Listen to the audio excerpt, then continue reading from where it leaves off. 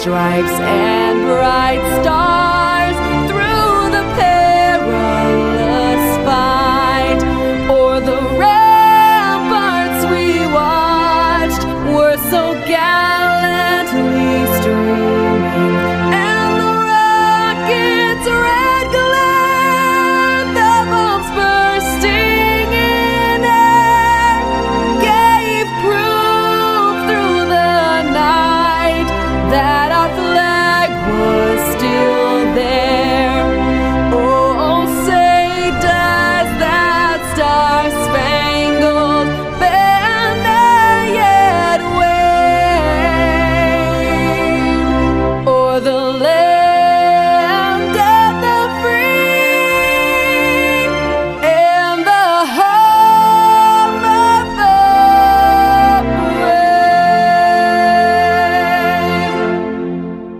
brave. Greetings, dear viewers. We are happy to welcome you at the online conference, Global Crisis USA. Our ancestors founded a free country for us so that we could live a decent and happy life. And they succeeded. It is prosperous, free, just, united, and most beautiful. A dream country for all freedom-loving people. We are all different. But since the day it was founded, our hearts have been united by one spirit, one constitution, one flag. And it is our America, the land of the free and the home of the brave. It raised us. And its vast expanses we've been learning, working, loving, and developing together. How is it that in one day we began to live worse than the countries we used to send financial aid to? Gasoline, electricity, and food prices skyrocketed. Record inflation is devaluing our salaries and eating away at our savings. How many of our citizens with good jobs and salaries are living in their cars simply because they can no longer afford to pay the increased rent on their homes? How is it that today we are forced to stand in line for chowder, that we are restricted from using electricity, that we cannot fill our car, that we have no drinking water? We are afraid of war, afraid of our own neighbors, afraid to let our children go to school, because even there it is no longer safe. Do you even remember what the American dream is about? This is the reality of America today. It is our reality. We have created it with our own hands. But the worst part of this reality is the worsening of the climate crisis, which our society has no influence on at the moment. Thousands of Americans are already suffering because of the climate, and soon millions of our citizens will be suffering. It is unbearable and scary to continue living like this. How can we save America? How can we save us all? Today, we will bring up topics that concern each American, and most importantly, we will give a solution that will be beneficial to every single person. It is the way out of all these crises that has brought us all together today at this momentous conference.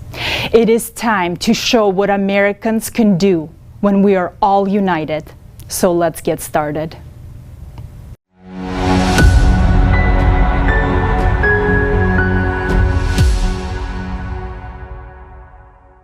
We are witnessing a time when our country is falling apart.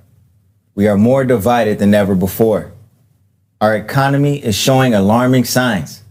The character traits that Americans are so proud of, such as respect, mutual help, and humaneness, are becoming few and far in between.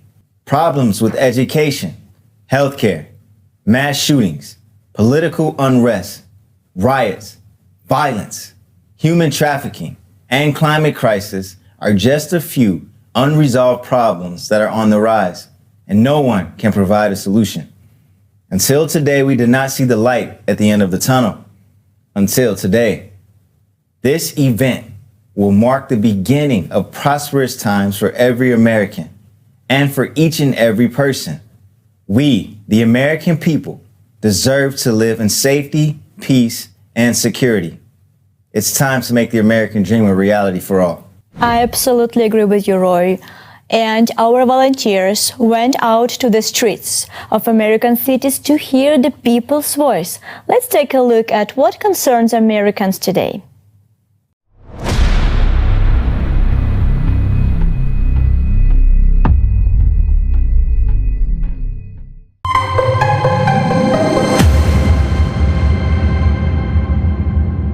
The biggest problem I see in society right now, living in the United States, is people value things over people. The concerns that I have for the United States is the division that we have amongst each other. I'm from Texas, so the shooting last week, it's terrifying. I don't have any kids of my own because I'm scared to bring a kid into this world. I don't want to, send them to school and be worried they're not going to come back. When I have grandchildren, and I don't want them to be scared going to school. I think the biggest crisis is I feel, people fight too much over religion and race. Hate and racism. Racism is like an American tradition. I would like, I should say I would like to live the way I want to live. But truthfully, do I think it'll get like that? No, I don't. I don't think it'll get like that due to just the color of my skin. I feel like I don't know, there's too much competition and all that in this world. First and foremost, I think there's no excuse for there to be homelessness in this day and age. I think there's more than enough wealth in this country to meet people's needs. And I think that if we as a nation, we as a people, kind of put more the priority to being about meeting people's needs as opposed to me all the time, looking at just like caring about your community and its well-being as opposed to just your own self. I think that, homelessness could be ended, and I think wealth inequality could be a lot better than what it is right now. I didn't expect to see people on the street, homeless people. So I want to think that the gap between the rich and the poor is so wide in the United States. I didn't expect to see that. I see the homeless on the street living inside tents, and it's something I see over in Cameroon. I didn't expect to see it. Gravitation towards extremism and extreme division. I think the inflation is really bad. It's really hard. Groceries used to be like $100 a week. Now it's like $250 every week. $5, let's say gas, or your groceries. You used to spend $200 a month. Now you're spending $700 a month. It's not sustainable. Yeah, I mean, the economy as a whole is pretty tough right now. We got inflation, rising cost of goods. That's tough. Wages, they've been pretty stagnant when it comes to the cost of rent. Home buyers, it's getting tougher and tougher to be a home buyer. We got all these corporations coming in, buying residential homes, making it tough for the regular mom and pop people trying to become a homeowner. So that's making it tough for the American dream to become true. We do that, it might not be possible because of prices are going up 100-200%. Inflation is out of the chart. In my lifetime, I haven't seen this much inflation. The resources, like food, gas, water, things like that puts a lot of people on edge too, because we're experiencing shortages here, shortages there, and famine and all this other crazy negative stuff. It's just like terrorizing and tearing this world down. Corporate greed, and the way the tax system has been set up in the past years. Affordability, people can't afford to live in the homes that they have. They can't afford the rent. They can't afford to feed themselves. They can't afford the medicine that they need. There's people, dying from diabetes. Separations based on class, race, and it's definitely political. Stances have become a lot more extreme recently. Democracy in general. I would say politics, how everyone is against each other. If the prices raise the way they are, where are people going to live? Now you really can't afford a home because the homes, even rent apartment, you can't do anymore. If you're going to raise them, then the salaries need to be raised also. My biggest concern is the lack of financial education in school systems, because we all grow up in the same system. Go to school, get a diploma, go to college, get into debt, get a degree, and work there for the next 30 to 40 years and hope for a great retirement and depend on your employer. But unfortunately, that is not happening nowadays, and people are going back to work at 60 or 70 years old. So the lack of financial education needs to be solved today. Well, I think we do have a lot of problems, but for me, the biggest one that scares me actually is climate change, because I genuinely don't know if by the time I'm 50, if the world will even be like in living condition. I know FEMA gives out a lot of money for contractors to do a lot of disaster relief work, but we actually, as a nonprofit that I was working with, we had to actually go back and redo a lot of work that contractors did because they were just trying to get in and out as fast as possible. So I think that concept is called disaster capitalism, where, you know, making money off of people's natural disasters and what's happened there. The biggest change, at least that we can witness in California, is obviously the wildfires. They're happening with greater frequency. Same with the drought. They're longer and more severe. A lack of compassion for other people.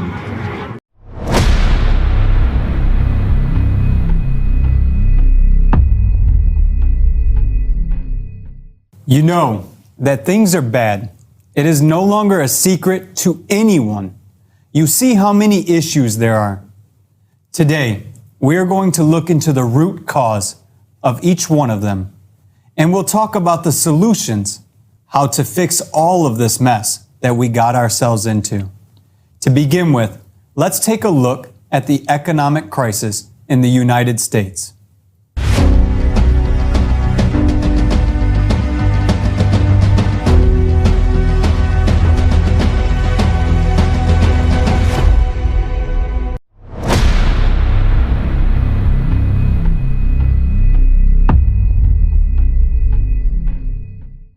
USA 2022, the real state of economy. By early 2022, Americans lost $500 billion of personal wealth. The steady growth in wealth was replaced by a steep decline. Poverty rate. According to Business Insider, in March 2022, the number of children living in poverty was over 17%. In just 3 months, from the end of 2021, the number of poor children increased by almost 3.5 million. 1 in 6 children live in families with incomes below the official poverty line. The children poverty rate in the United States remains one of the highest among developed countries. Since the beginning of 2022, the poverty rate has increased from 10% in January to 14.5% in July. Poverty rate in US is much higher and more extreme than in many other countries. This problem is partially being solved by the government. Experts estimate that on average, 59 million Americans receive social benefits each month. That is equivalent to 19% of the US population. If it weren't for social benefits and government support, there would be many more poor people in the United States. Inflation. The US is currently experiencing the highest rate of inflation in the last 40 years. This is a huge blow to the family budgets. We see the ever higher prices for everything from meat and potatoes to housing and gasoline. The cost of the basic basket of goods and services has increased by 11.5%. In July 2022, food inflation in the US reached its highest level since May 1979. This year, food prices are rising every month. Fruits and vegetables cost 8% more. Staples such as bread and cereal have jumped 14%, and butter and margarine are up a whopping 26%. Walmart says that shoppers are swapping lunch meat for beans in the latest sign that inflation is roiling low-income households. Wage growth has not been keeping pace with inflation. With the money we have today, we can buy less and less. Rent growth. Rents continue to rise at the fastest pace in decades, making housing costlier than ever for many Americans. People with the low wages suffer the most from this trend. In 2022, the situation worsened. According to Rents.com monthly report, the median price for renting a one-bedroom apartment in August 2022 was $1,769, and for a two-bedroom apartment, it was $2,105. This is 38% more than a year ago. Now, fewer people can afford to rent an apartment. The situation is aggravated by the fact that rents have moved up in parallel with rising home prices. The median home sales price rose nearly 17% last year to a record $346,900, according to the National Association of Realtors. Rising housing costs, combined with persistent inflation for basic necessities such as gas and food, left more Americans newly homeless and millions more fearing they soon lose their homes. We are in a very precarious moment where the cost of living is going up so quickly through the price of gas and food and rent that more people can't afford a place to live anymore.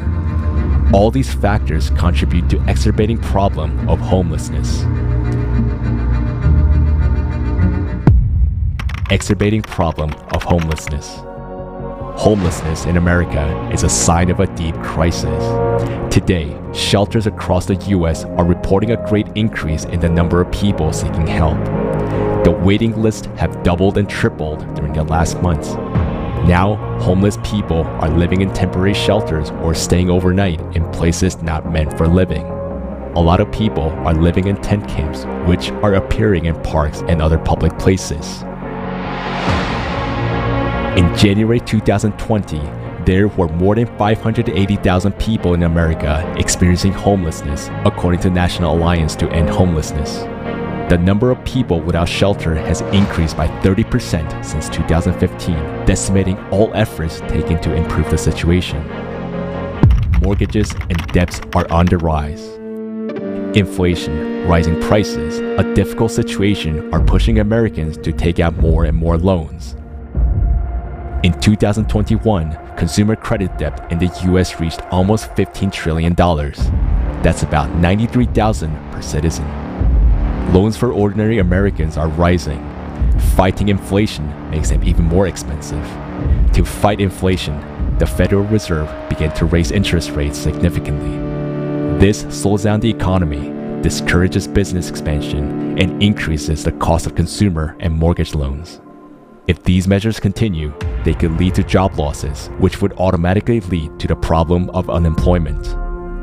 Despite the growing crisis and impoverishment of the population, the richest people in the country have become even richer. According to real-time inequality, the wealth accumulation rate of the wealthiest people in the US has increased over the years of the pandemic. The net worth of the richest 1% has increased by a third since the beginning of the pandemic. This led to worsening of inequality in the US in 2021.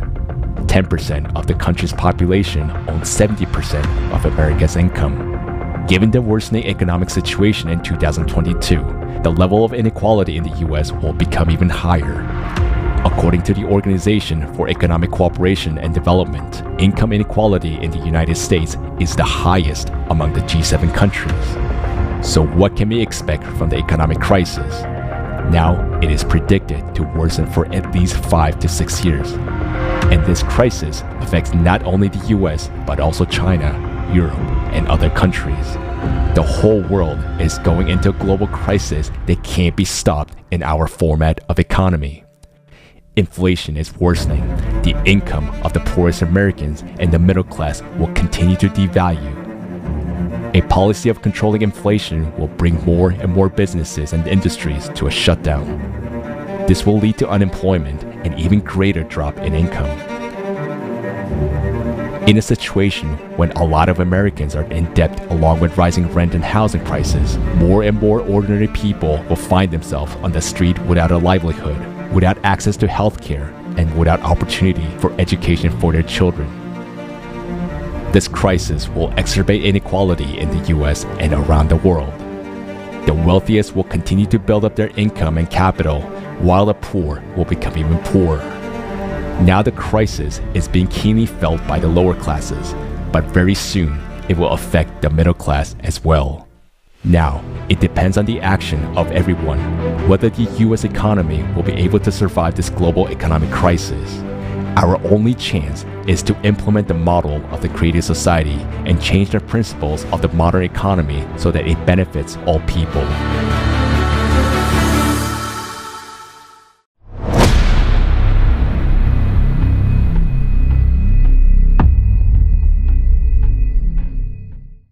Why the child poverty rate in the United States remains one of the highest among developed countries.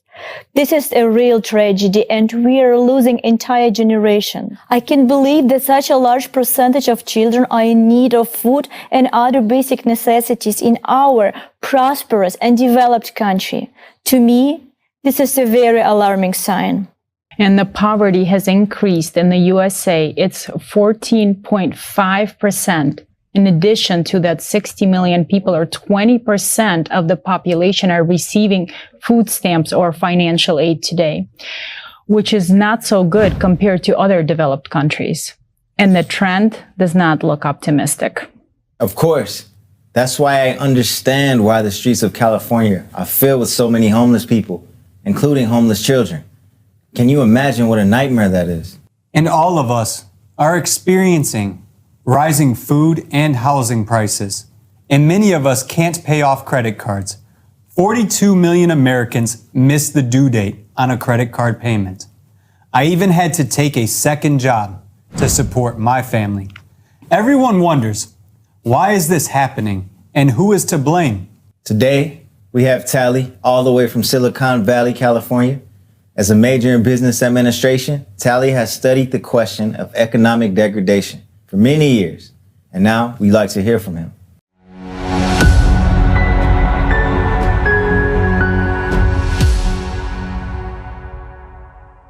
We, ordinary Americans, are trapped in debt, rising inflation, rising interest rates, and ever higher prices for food and real estate. Today, 38% of American families live on less than $50,000 a year. And it is poverty, while 18% live below the poverty line. The middle class, once the backbone of the American economy, has steadily contracted over past decades from 61% to only 50% in 2021. Today, America's middle class has a smaller share of the US wealth than top 1%. Let us look at the reasons for this dramatically worsening situation for most Americans. The biggest factor here, devaluating the income of the American families and terrifying the whole world, is inflation. What has caused such a high inflation rate in the US? Well, the number one factor is the growth in the amount of money being printed, which outpaces the supplies of goods and services. When the world faced COVID-19 pandemic in 2020, the US economy started to fall into a crisis. Government decided to support the households and businesses during this period and allocated $5 trillion for this purpose. And this amount was simply printed by Federal Reserve System in year 2020. It equals to 20% of the whole US GDP, which was the key trigger for the inflation. The second factor was the rise in the production cost due to breakdown of the logistics in the whole world. This has led to higher prices for the most goods and services. So disruption of the supply chain due to closure of airports and borders, as well as restricted transportation, has increased the cost of many goods.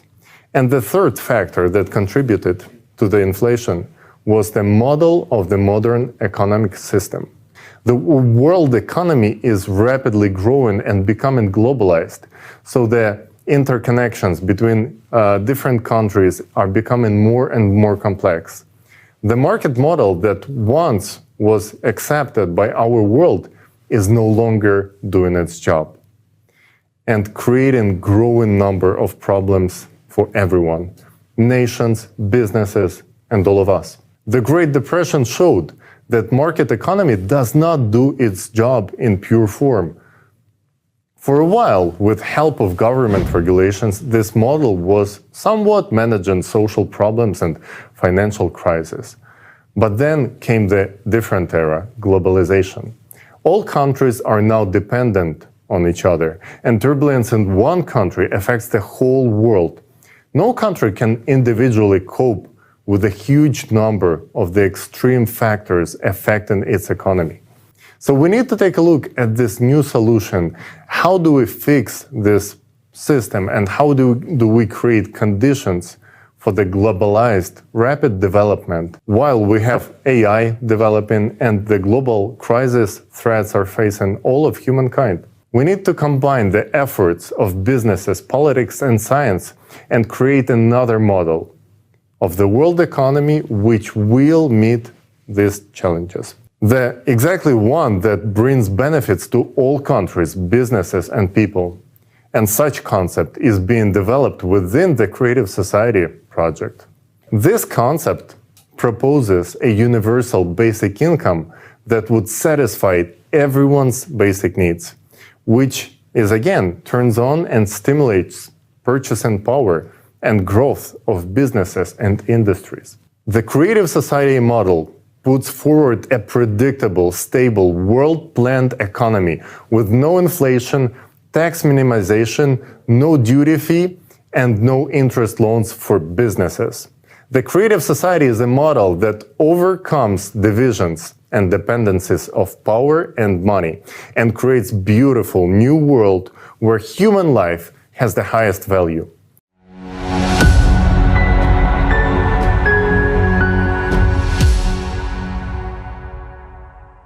Dear friends, please share the information about the Creative Society with every single person you know. Because everything depends on you. Everything depends on our choice. Right now, we have a wonderful possibility to change our world. And only step that we need to take right now is to share the information and let every single person know about that possibility to change our world for the better.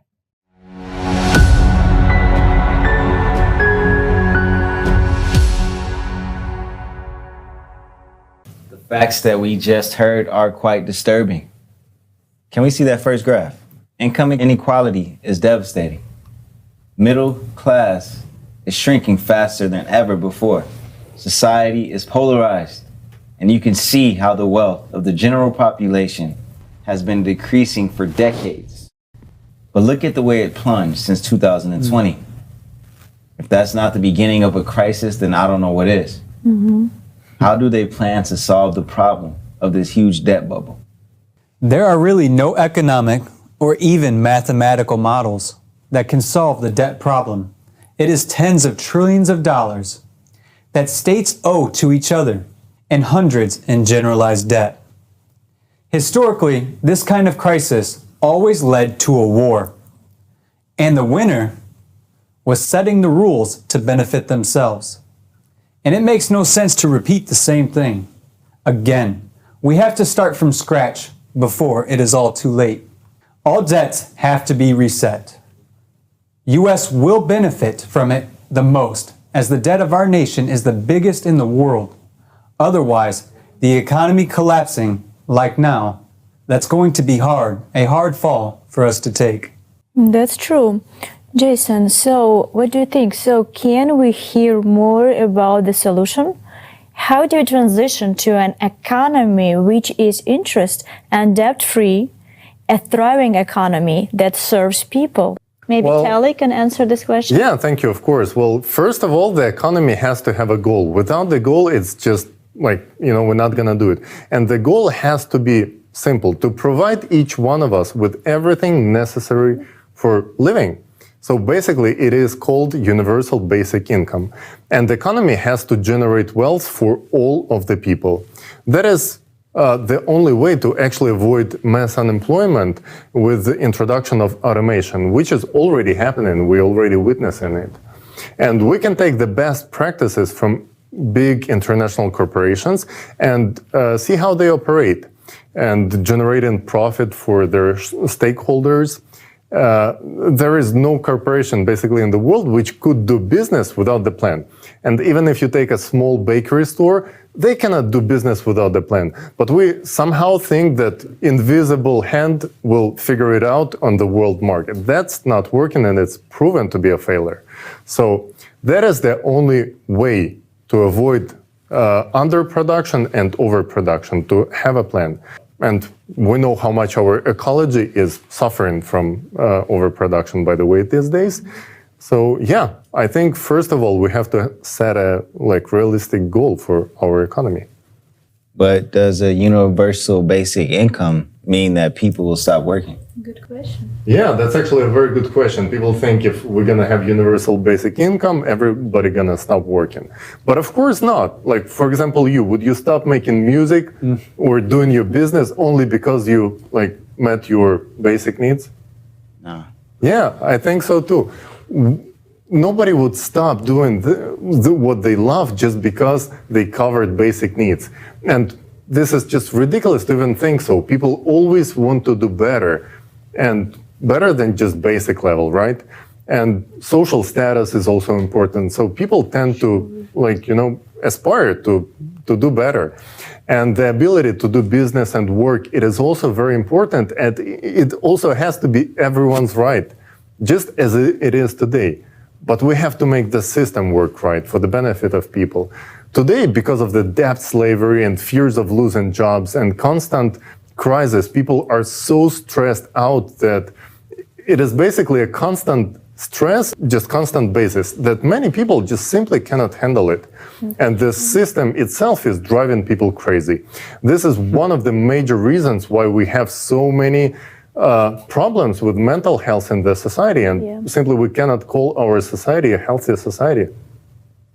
Agree. Thank you, Tali. And the economic decline also brings a lot of stress and instability into our society. And another topic that I wanted to bring up that's very close to me is mass shootings. And today, this is a huge, huge concern, not only for people, but for parents, for citizens, for all Americans, because that is one of the main topics that talked about today.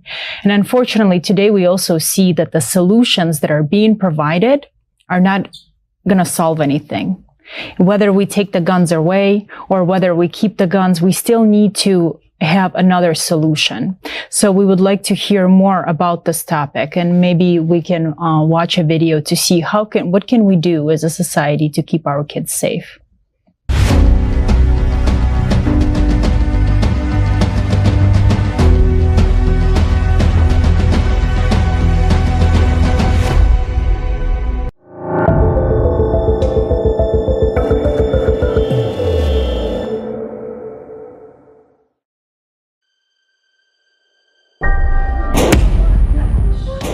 Car accidents are no longer the leading cause of death among children in the United States today. How is it that one of the most developed countries in the world became a leader in the number of child deaths from firearms? We are unable to protect our children.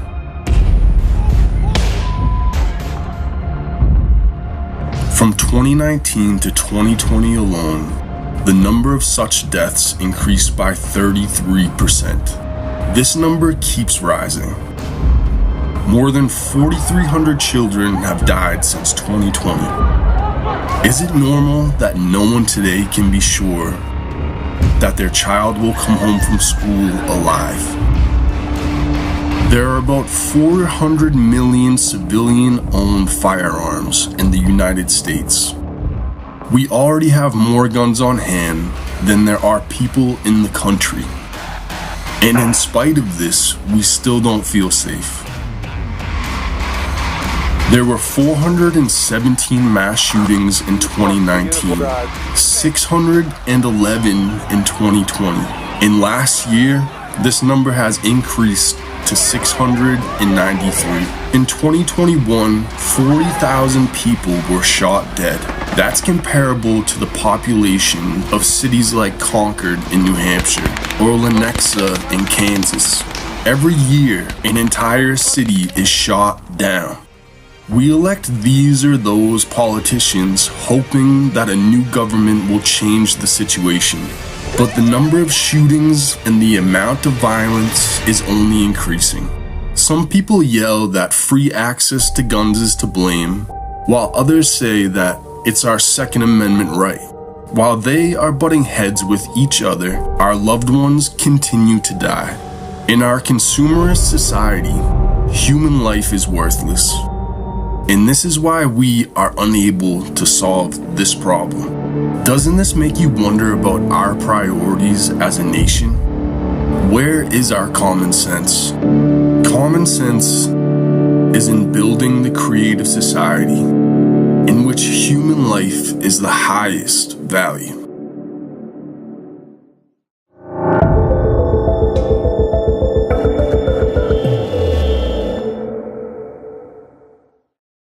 You know, every time I watch the news that more and more include reports on the mass shootings in schools, my heart aches. My heart aches for those parents. My heart aches for, our society.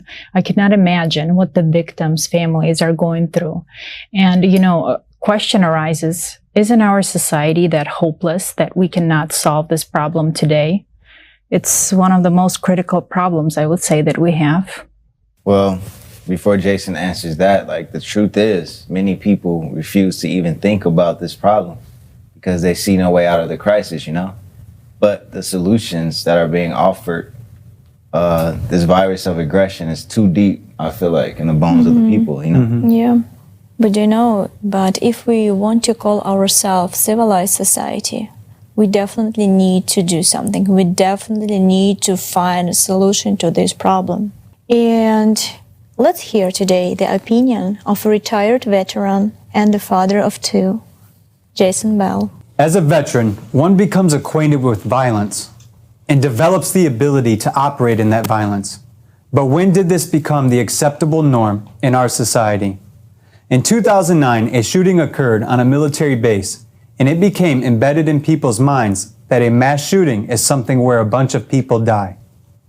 Well, unless you study this topic or have some experience, of course, this is the embedded image. Our media brings up these topics only when they are convenient talking points to create and benefit from some political wedge issue.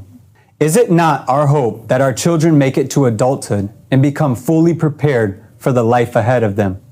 So why is it that our morals are constantly degraded to the point that we are stuck in fear and indecisiveness? Our values have degraded very much. Just look and imagine. Our country has been at war or in conflict longer than I have been alive. This includes abroad and here at home. Is it no wonder that we stay stuck in this state of hopelessness? So tell me, even though we feel that this is wrong and not normal, why do we keep consuming the news that only portrays a narrative beneficial to propagating this behavior? You see, there is an understanding in developmental social psychology that media plays a role in the worldview of a human being. Since 2015, there has been a constant increase in attention-seeking motivations for mass shootings. They receive more coverage. The Violence Project has found this to be one of the reasons mass shootings are carried out. Analysis of the amount of mass shootings has revealed it to be 314 this year alone. This year isn't over. I am sure that you value your life and your loved ones' lives as well. So why is any loss of life acceptable at all in a society that prides itself on protecting its tribe? Let us now look at the common solutions argued in the media and used to divide us at the dinner table. Reactionary measures are the most commonly used solution. As we train our children to hide under the school desk, an active shooter knows the same information. Our actions are similar to instructing murderers where and how to commit their crimes in order to gain more attention. Now take away the guns. This is what many find themselves going to. That's not the answer either, because at least for us, this is one of the reasons this country exists. That is our ability to answer any perceived authority that infringes upon our liberties. Okay, so what is the solution? Think about this as we move forward. The United States is a collection of unique individuals who make up states. We are known to pride ourselves on caring deeply and heavily for those we love. We pride ourselves on working tirelessly and without complaint for our children. so they too can enjoy the American dream. Well, if this is the case, let's look at the solution then. The Creative Society format, the 8 pillars, allow for the restoration of our moral values and give us the means to use governance, that is self-governance, and technological advancement to protect all human life. But we can't seriously answer this without being sure that we value human life, as is stated in the first pillar. Human life cannot and should not be a business. Matter of fact, pull out a quarter from your pocket or from your change jar. Are you ready? On your quarter dollar, we have e pluribus unum, and that is out of many, one. Let us return to this idea through the Creative Society format. Out of many, one. Great. Thank you so much, Jason, for bringing this out. Thank you so much for this information. It's very, very thought-provoking. And we understand that the situation with the mass shooting in America is a disaster. And it's taking away numerous lives each year, and it only gets worse and worse. But even more lives are being taken by climate disasters now. And if with the mass shooting we still can come to our senses as a society and stop it, in the case with the climate, we have an enemy that is ruthless and takes no hostages. There is nothing we can do in the current format to prevent even more devastating losses in upcoming years. Just to show you how much of a problem this is, we have a video prepared with statistics and the latest facts on extreme climatic events. Let's watch it together.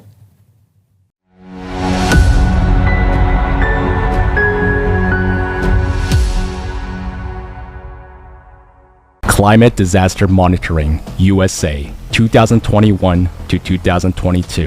Tornadoes. Kentucky, Louisiana, Texas, South and Mid-Atlantic Eastern U.S., Iowa, Texas, Georgia, Kansas, Central U.S., Texas, Iowa, Michigan, Ohio, West Virginia. Let's go.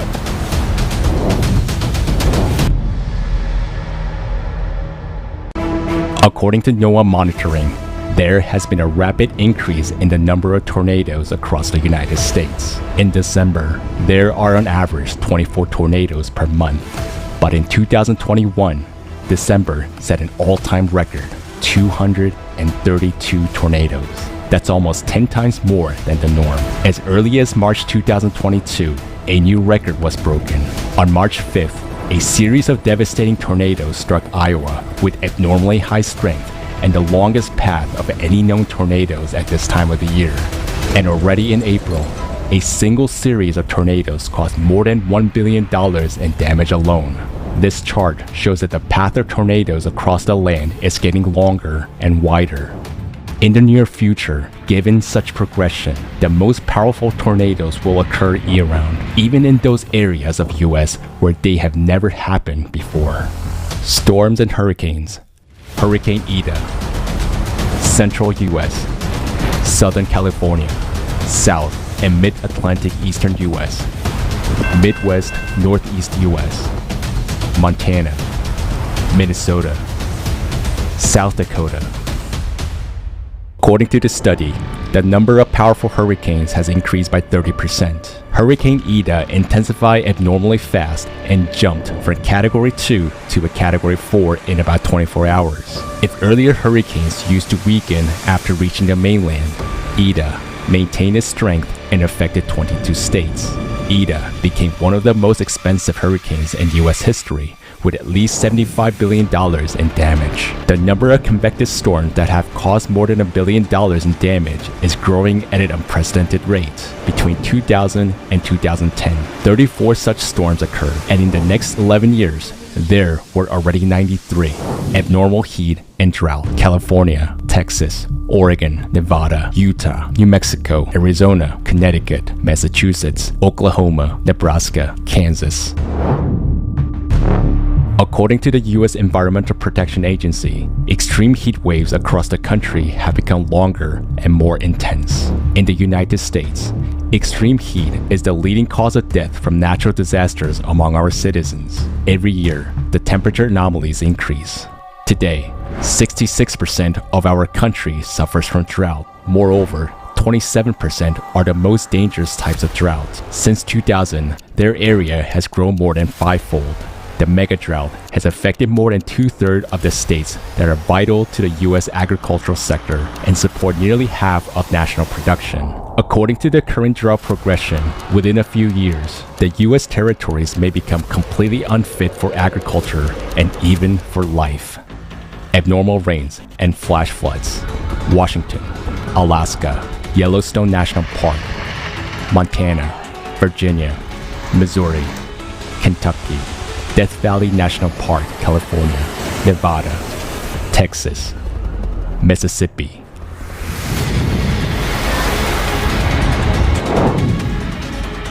Within days, mega droughts are followed by mega floods. The Death Valley is the most arid place on the planet where rains are exceptionally rare. This July, a year's worth of rain fell here within just one morning in St. Louis, Missouri.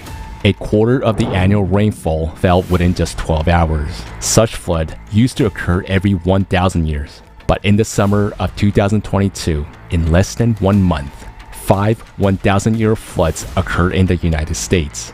Some 70 million people were affected. Wildfires, Marshall Fire, Colorado, Calf Canyon and Hermit's Peak Fires, New Mexico, McKinney Fire, California.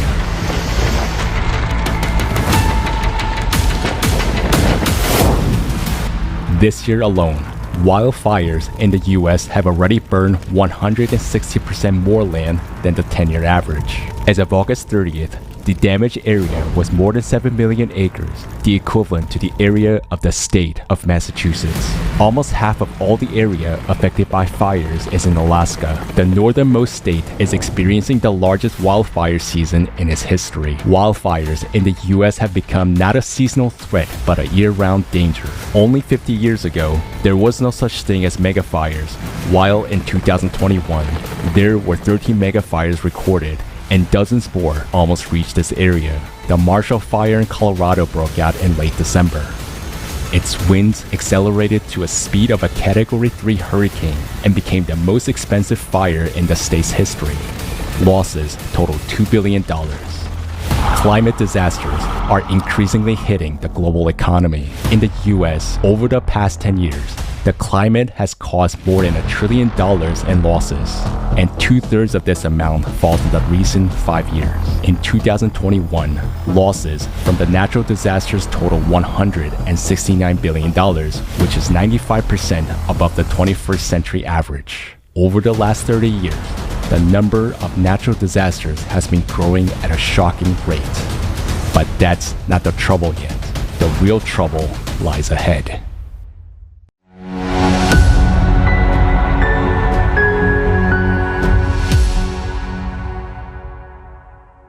Wow, that footage is shocking, and we are in huge trouble. I had no idea that so many disasters have occurred in the United States in that short period of time. This really proves that we have a problem with the climate, and it's a much bigger problem than any of us imagine. Absolutely. And to me, this video shows a complete picture of what the current situation is. And while our friends from the West Coast are suffering from the droughts and lack of water, here on the East Coast, we are drawing in floods and surf torrential rains.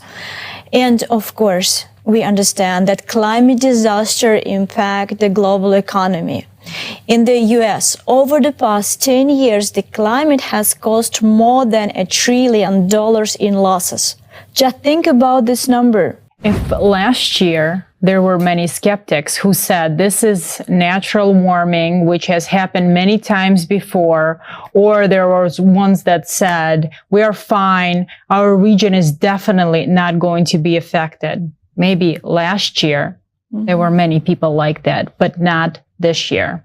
As we have just seen, this year has revealed the real global scale of the planetary climate crisis. People have seen it with their own eyes, and many have felt how intensely this global climate crisis is actually aggravating. And right now, actually with us, we have Diana, who's an eyewitness. She witnessed the tornado that happened in Kentucky. And Diana, I would like to invite you, and so that you can share your story with us and with the viewers.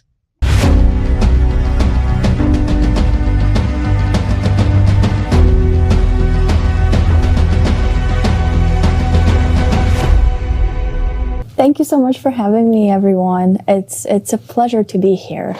And as you all know, on December 10th, an EF tornado hit the United States and affected 10 states, including Kentucky, with an epicenter in Mayfield. An EF4 is the second strongest tornado on the enhanced Fujita scale. It was the most destructive tornado in Kentucky history, and we were completely unprepared for it. As a Kentucky resident, I was heartbroken when I heard about the tornado in Mayfield. The sirens went off at 4 a.m. on December 10th. Even 300 miles away from the epicenter in Lexington, it was very frightening. When I visited Bremen, Kentucky, they lost 10 people within their town. For a town this small, losing 10 people is a huge loss. The whole town was locked down by the National Guard, and only volunteers or local residents were allowed to enter. Overall, 77 Kentuckians were killed in this disaster. Even today, there are multiple people that are still missing, and a state of emergency was declared. Along with 10,000 Federal Emergency Management Agency claimed they were made. Also, 10,000 people have lost everything, and in some cases, people lost their loved ones. Some of them lost their parents, some of them lost their children, and people were completely unprepared for this type of a catastrophe. I have seen people's pain, and it's terrifying. It's hard to go through a loss of everything, along with losing your loved ones in a consumer society. People who went through the Kentucky tornado received psychiatric support at Bremen, Kentucky. After the tornado, an enormous number of volunteers showed up to start cleaning and helping people. The damage that the tornado caused is hard to quantify and express, as so many human lives were lost. But this was not the end of the disasters for Kentucky. Even as 7 months later, people were still trying to get their lives back to normal. Kentuckians experienced the worst flooding they've ever seen, and another state of emergency was declared on July 27, 2022, resulting in death of 40 human lives. Many of the roads were so flooded that even today, people who live in eastern Kentucky can only get their baby formulas delivered by horses. Can you imagine starting your life from scratch as a climate survivor? To lose everything, or even loved ones? Now we see that climate disasters are gaining momentum around the world. Already millions of people are experiencing this terror from the elements, and this disaster has already come to our home, the United States. Yes, we have a lot of problems in our country right now, but we're a strong nation. Having been to the scene of a tragedy in Kentucky, I saw with my own eyes how ordinary people unselfishly help each other. Volunteers from other states brought food and first aid supplies and took the initiative to rebuild homes. It shows our people's enormous potential in humanity when we unite around one common goal. And to ensure that this terrible tragedy that happened in Kentucky is not going to be repeated anywhere else, not in the United States or anywhere else on the planet, we need to unite our potential and build the creative society. Don't you think we can do this, America? Let's become the golden standard for the world to follow. Let's build a creative society where human life is the highest value. Yes, Diana, you are right. Indeed, the situation. Thank you. Thank you for sharing that heartfelt story. It's devastating to hear that so many lives have been lost. You're right. The situation in society is definitely complicated. Many are already voicing that we are not the United States of America, but the divided states of America. But we must remember what has been making our country great through all these years. It's the people. We are America, right? Yeah. Our strength is in unity. Our uniqueness is in diversity. Americans are wonderful people, ready to lend a helping hand to each other when one is in need. You are absolutely right that we really need to change the format of the living from a consumerist dead end to the creative society.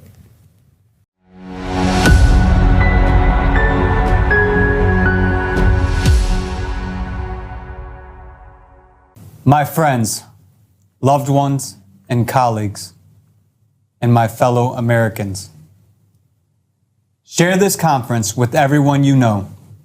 Watch it, discuss it at the dinner table, and importantly, share it on your social media platforms. Because if we don't talk about it, then how can we make a change?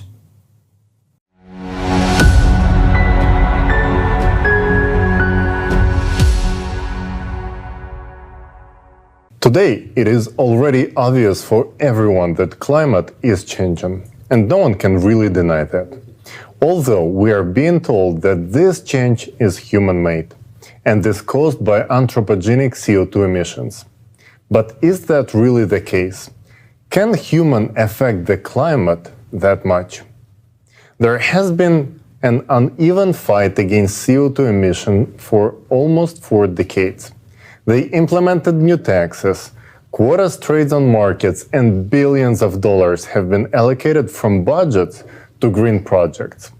But the more we fought CO2, the more money we invested into this fight, the more things with climate were actually getting worse and worse. So to start with, let's understand what CO2 is and how much of it do humans emit.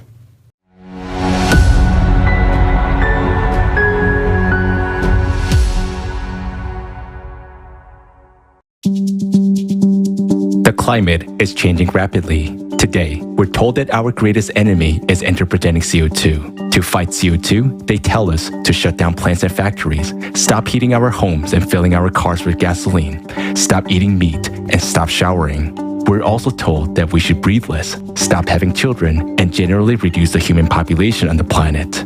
And of course, we should pay more taxes as much as possible. This unequal battle with CO2 has been going on for over 40 years already. But so far, these measures have not been successful. On the contrary, from one climate conference to another, the level of CO2 in the atmosphere only continues to grow, completely ignoring all international rights and norms, as if we're paying for it to grow. Do you even know how much CO2 is actually in the atmosphere? Carbon dioxide is a trace constituent that is critically low in the atmosphere. According to the official data, the level of CO2 is 400 ppm. What does this mean? ppm means parts per million. In other words, there are 4 molecules of CO2 for every 10,000 molecules of air in the atmosphere. But we're told that these molecules trap heat coming from the Earth and warm the atmosphere. But how can 4 molecules trap heat for 10,000 other molecules in the atmosphere? How can such tiny concentration have any effect on the climate at all? Even a school student would understand that they can't. Yes, CO2 is increasing, and no one is denying that. It is known that CO2 has increased from 315 ppm to 400 ppm over the last century, which may seem like a huge increase. But in reality, this increase of atmospheric CO2 is merely 0.008% in terms of the entire atmosphere, or the addition of only 1 molecule per 10,000 other molecules in the atmosphere. Hold on a second though. It's not just humans that add CO2 to the atmosphere. There are also natural sources such as oceans, volcanoes, trees, and marshes. How much CO2 does humanity produce then? Just imagine, the whole world is being taxed for emitting only 1.3% of all CO2 in the atmosphere. How can one make sure of that? You can take the official data on anthropogenic CO2 emissions in all countries, add them up, and compare it with the CO2 content in the atmosphere. Now, the moment of truth. In 2020, over 33,000 megatons of CO2 were emitted in total in all countries, while the atmosphere contains 2.5 million megatons of CO2. That means, in reality, 98.7% of CO2 is added to the atmosphere by natural sources. even if we stopped all the factories and plants in the world, and even if we stopped breathing, it would result in a CO2 reduction of less than 1 ppm out of 400 ppm by 2050. Meanwhile, disasters are already destroying lives and entire countries for completely different reasons. CO2, let alone humans, has no effect on warming whatsoever. If you look at the data over the past 160 years, you will see that despite all the efforts of humankind to emit more CO2, this gas could not decide whether to heat the atmosphere or to cool it. Similarly, before the industrial age, the planet heated and cooled on its own without any help from humankind. Curiously enough, during the 2020 pandemic, humankind significantly reduced its CO2 emissions. The entire world was under quarantine, plants and factories were shut down, and the air in the cities was cleared of exhaust fumes. However, the concentration of CO2 in the atmosphere continued to grow regardless of the quarantine. And this is understandable. After all, humankind adds only 1 molecule per million of other molecules in the atmosphere. The main orchestrator of atmospheric CO2 is the ocean, since about 95% of the Earth's carbon dioxide is dissolved in its waters. When the ocean cools down, it absorbs gases better, and the concentration of CO2 in the atmosphere decreases. Conversely, heat from the warming oceans is transferred to the air, and only after 11 to 12 months, there is an increase in CO2 in the atmosphere. In other words, the increase in carbon dioxide is a consequence of a heating, not its cause. And humanity has nothing to do with this process, nor does it have anything to do with climate change. But if CO2 increases naturally, it must intensify the greenhouse effect anyway, right? That is absolutely not the case. The most important greenhouse gas is water vapor, whose content in the atmosphere is 50 to 100 times more than all the CO2, and is water vapor that creates up to 95% of the greenhouse effect. There is no point in discussing man-made contribution to the greenhouse effect, as it is less than 0.117%. But perhaps most surprisingly, according to experiments and theoretical calculations, the growth of CO2 in the atmosphere has a cooling effect. Scientists did a field experiment where they built greenhouses and pumped carbon dioxide into them. And this experiment showed that increasing concentration of CO2 only slows down the heating of the atmosphere. You can conduct such experiment yourself using the materials at hand. You can watch a video of such an experiment using the QR code on the screen. Now, we know that atmospheric CO2 concentrations is so tiny that not only does it not heat up the atmosphere, but on the contrary, it cools it down. Anthropogenic CO2 emissions are negligible and are not able to affect the climate in any way. And another question remains, why are natural sources emitting more and more CO2 today? Ice cores from the last pre-industrial 100,000 years, when there were no cars or factories, contained CO2 concentration that were well over today's 400 ppm, for example, between 700 and 2,500 ppm. For some unknown reasons, however, these data began to disappear from the articles in 1985, which strangely coincided with the establishment of the Advisory Group on Greenhouse Gases that later became the Intergovernmental Panel on Climate Change. But then, another reasonable question arises. What can cause such a significant increase in CO2 if humans are not to blame? Our planet is currently going through a period of global climate catastrophes occurring cyclically every 12,000 years. During this period, due to the changes within the planet, volcanoes and earthquakes become more active, causing magma to ascend and the ocean to heat up enormously. Heating of the deep ocean and awakening volcanoes are causing the concentration of CO2 in the atmosphere to increase rapidly. And this happens every 12,000 years. While they are creating an illusion of fighting the negligible amount of CO2, millions of people are dying, cities are being destroyed, and the number of climate refugees is growing. The only way to escape the escalating disasters for us is to unite in order to build a creative society. Only together can we create a better world for our children and save billions of human lives. Our future depends on each and every one of us.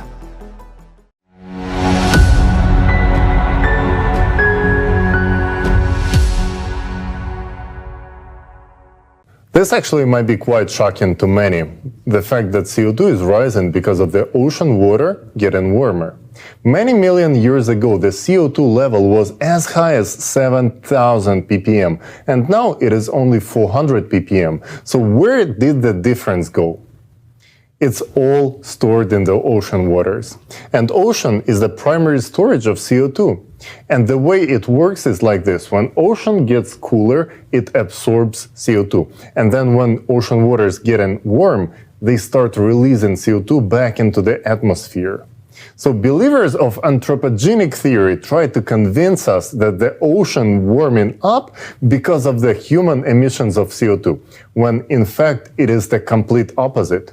You'll find out the true cause of warming up of the ocean waters just in a few minutes. Oh, I like the suspense.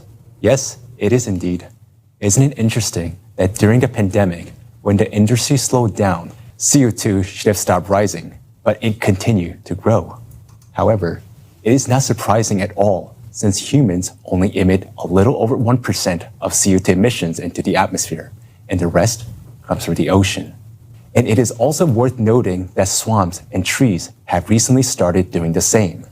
Normally, they should be absorbing more carbon dioxide than they produce, but now, something strange is happening. They have become net producers of CO2. And also, from the video we watched at the beginning, we saw that the record-breaking wild megafires became a year-round active threat. There are more and more of them, which also significantly contributes to CO2 levels going up. Yes, so even if we stop all factories as planned by 2050, we will reduce CO2 levels by only 1 ppm. That's 1 particle per million. That is absurd, just like building plants that capture CO2 out of the atmosphere. That's very CO2 that is emitted by the ocean. And many of these plants have already been built using governmental grants, hundreds of millions of dollars. And according to the estimations, they were supposed to capture 4,900 million tons of CO2 every year. But they only captured 0.2% of that amount. While at the same time, they successfully captured 100% of the budget money wasted on them. This would be funny if it wasn't my money, taxpayers' money. But when I pay taxes, I expect those to be spent in a better way to improve our lives. But 0.2%? This is ridiculous. I hope it is obvious now to all sensible people that all these programs aimed at fighting CO2 have nothing to do with impact on climate.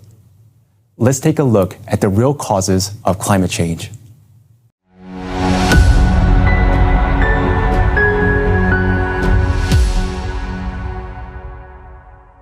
One of the well-known signs of global warming is the melting of glaciers. It is no longer a secret that glaciers melt from the bottom up.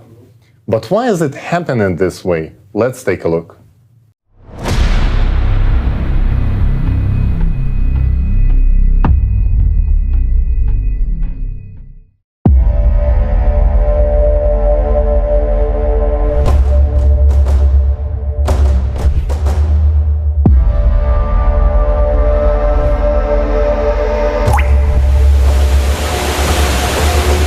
Everyone has already heard that glaciers are melting catastrophically fast. But have you heard about how exactly they are melting? 90% of all glaciers on the planet are located in Antarctica, where they are disappearing the fastest. What is striking is that this is taking place solely in the western part of Antarctica, whereas in the east, record-breaking cold temperatures are being recorded. A logical question arises: why is Antarctica melting only on one side? And the answer is quite simple. West Antarctica has a totally different geology. It consists of thin blocks of the Earth's crust that are separated from each other by large tectonic faults, rift zones. And in these zones, greater amounts of heat are released. For example, scientists from Germany and the British Antarctic Survey mapped the geothermal heat flow in West Antarctica using data from aeromagnetic observations beneath the Thwaites Glacier. They discovered an area where a huge amount of heat comes from the Earth's bowels. According to scientists, this is due to the fact that the glacier lies in a tectonic trench where the Earth's crust is much thinner. West Antarctica is one of the largest volcanic regions on Earth. There are more than 140 volcanoes sleeping under the ice, and they are now much more active than the scientific community previously believed. A team of researchers from the University of Rhode Island discovered a new factor in the rapid melting of the Pine Island Glacier in Antarctica. It's an earlier unidentified active volcano buried deep beneath the ice. Evidence of volcanism was indicated by high concentrations of the helium isotope, which comes exclusively from the Earth's mantle. According to Professor Karen Haywood, geothermal heat from the West Antarctic Rift warms the ocean water. This in turn leads to the acceleration of ice sheet melting. Thus, it is the geothermal heat from volcanoes that is contributing to the rapid melting of the Antarctic ice sheet, not global warming at all. But why are there so many volcanoes under the ice of Antarctica? NASA experts have found out the reason based on data from NASA's IceSat and IceBridge satellites. They have concluded that under the surface of West Antarctica, there is a large mantle plume that is a flow of red-hot magma which rises and expands beneath the Earth's crust. According to the scientists' calculations, this area is warming with almost the same intensity as the Yellowstone supervolcano. The heat flux measures 150 milliwatts per square meter, reaching 180 in the rift areas. This is about 3 times as much heat as the adjacent rock layers receive. Thus, all indications are that glaciers in Antarctica are melting, not at all due to anthropogenic factors, but due to the volcanic heat. At the same time, the temperature of the Earth's crust is rising and parts of the territory are elevating abnormally. Why does the scientific community ignore the connection between all these phenomena? Equally intense ice melting is also taking place on another part of the planet, in Greenland. Research conducted in October 2020 showed that Greenland's ice is now melting faster than ever before in the past 12,000 years.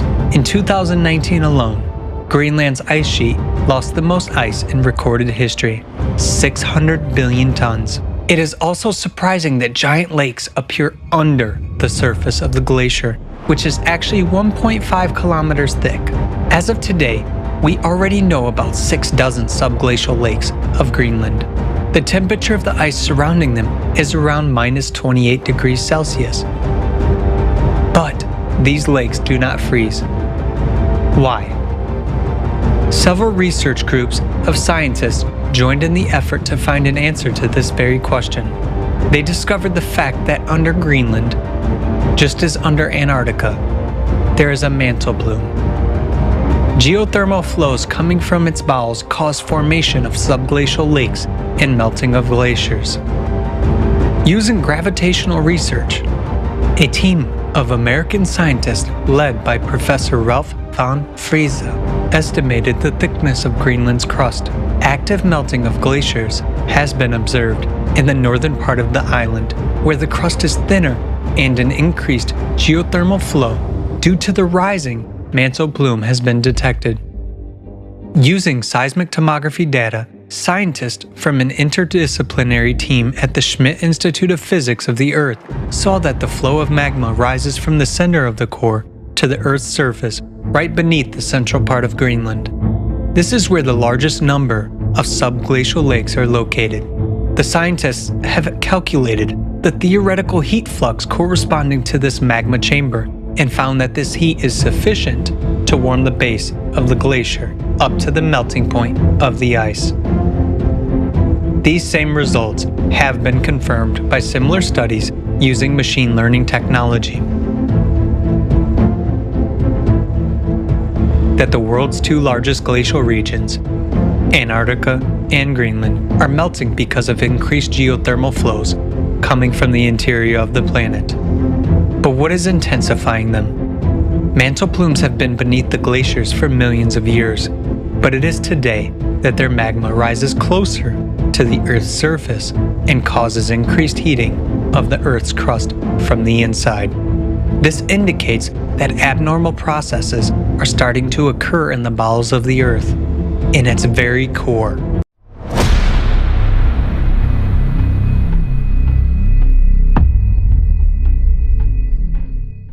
So, it turns out that the magmatic hotspot under Antarctica and Greenland have been under the glaciers for millions of years.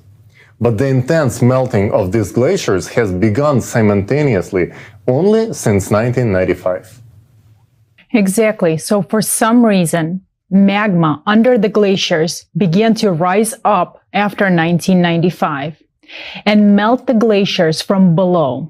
Now, remember this year, you will hear it a lot today.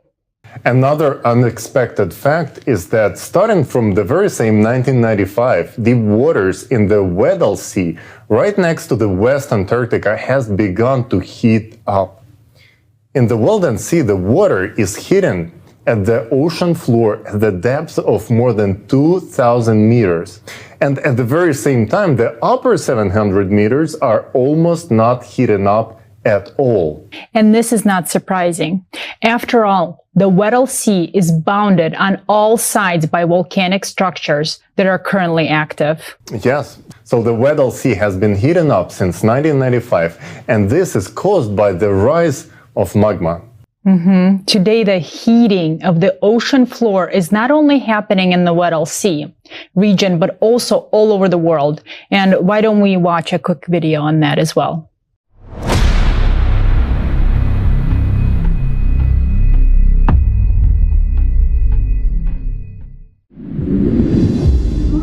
The ocean is the source of life for the entire planet, and for us, humans.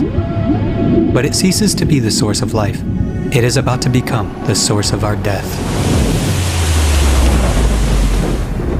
Just think about it. Ocean warming has increased by 450% in just 30 years. According to scientific estimations, for the ocean to heat up at today's rate, it would take as much energy as would be released if 7 atomic bombs dropped on Hiroshima would explode every second for a year. The direst fact is that the ocean is heating not only on the surface, but also at depth. A team of US researchers has found that the average depths of the ocean warmed 15 times faster over the past 60 years than they had been warming over the previous 10,000 years. And this progression is accelerating every year. At the moment, science has no explanation where this amount of heat comes from. The only theories being considered are that the oceans are warming from the sun and from human emissions of the greenhouse gas CO2. But they can only explain heating of the upper layers of the ocean to a depth of up to 200 meters, because sun rays do not penetrate deeper. The water can be maximally heated by the sun up to 700 meters as a result of agitation. How can we explain the numerous facts of warming of the deep ocean layers? Think about it. How much energy does it take to heat such a volume of water as the world's oceans? We already see examples of such anomalous heating everywhere, not only on the bottom, but also on the surface. At the end of 2013, a huge area of unusually warm ocean water, about 1/3 the size of the United States, formed in the Gulf of Alaska, and it began to spread. The water temperature in many places exceeded the norm by 5 to 6 degrees Celsius. National Geographic dubbed it the blob that cooked the Pacific. Nick Bond, state climatologist for Washington, named this phenomenon the blob.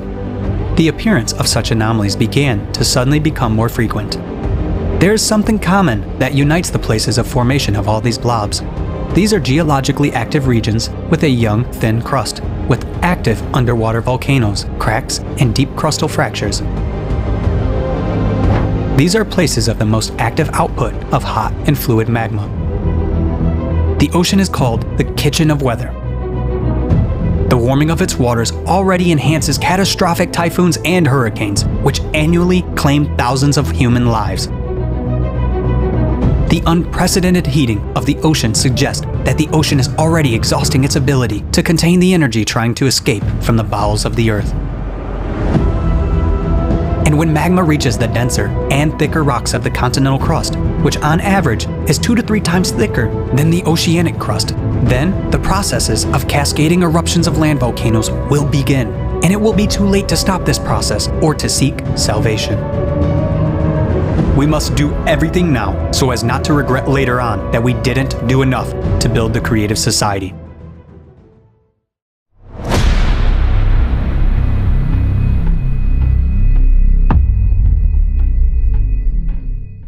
The way that the ocean hits at the bottom is truly shocking. It is important to note that the thermal anomalies in the ocean started to appear more frequently after 1995. So what happened in 1995, you're going to ask? It is well known that since 1995, the magnetic North Pole began to shift rapidly with an increasing speed, which eventually became 4 times greater than usual. In 1995, simultaneously with the displacement of magnetic pole, the planet's axis of rotation began to move rapidly, 17 times faster than before. At the same time, there was registered one of the stages of unprecedented leap-like acceleration of the planet's rotation. You can see it on the graph of shortening of the day length. Yellow lines indicate how quickly the day begins to shorten, and the red arrow marks the stage in 1995. And judging by the trends, the speed of the planet's rotation will only keep accelerating. And all these changes are related to the changes in the rotation of the planet's core, because it is the core that generates that magnetic field and affects the rotation speed of the planet. Now, let's see what has been happening to the planet's core and what has happened after 1995.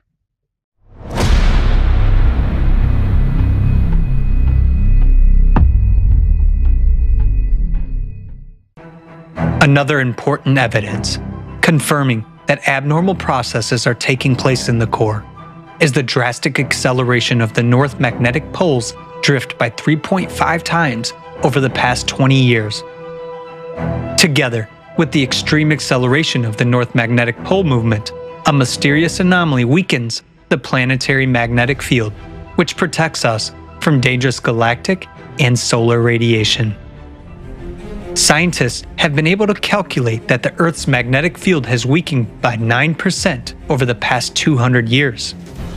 As a result, an area of weak magnetic field known as the South Atlantic Anomaly has been formed between Africa and South America. Moreover, in the last 5 years, another such area has developed southwest of Africa, and it is actively growing. The electromagnetic field is generated by the dynamo mechanism in the Earth's core, and therefore it is evident that changes in the magnetic field indicate changes in the core. Another proof of the anomalous behavior of the Earth's core is the appearance of a powerful neutrino emission from the bowels of the Earth, which was also registered in the year 2015. An even more anomalous event occurred in the year 1998. Scientists detected a sharp bouncing displacement of the core by observing the Earth's center of mass using satellites. As a result of the bounce, the core shifted sharply northward toward the Tamir Peninsula. At this time, scientists at the Medicina station in Italy detected a gravity burst. The velocity of the planet also increased, as well as the centrifugal force. Concurrently, there was a dramatic change in the shape of the Earth. As measured by a laser rangefinder system from the US satellites, the planet began to expand abnormally along the equator, whereas before that, the trend had been the opposite. Because of the increased centrifugal force, magma plumes began to rise closer to the surface, which increased the geothermal heat flow and the number of earthquakes. As a result, new faults and cracks began to form, through which water from the surface began to escape deep into the Earth. In the same year, there was a sharp increase in the speed of the North Magnetic Pole's drift. The bounce of the Earth's center of mass became the key factor of the system's imbalance.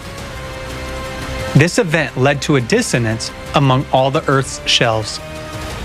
which caused a dramatic increase in many natural disasters: earthquakes, volcanic eruptions, tsunamis, hurricanes, tornadoes, and so on. It is worth noting that during the same period, there was also synchronous bouncing changes in natural processes on the Sun, Moon, Mars, and other celestial bodies of the solar system. And this also occurred because of the displacement of their cores. This has led scientists to believe that such synchronous bounces may be caused by the influence of external factors on the solar system. But over the past 50 years, our planet has continued to accelerate.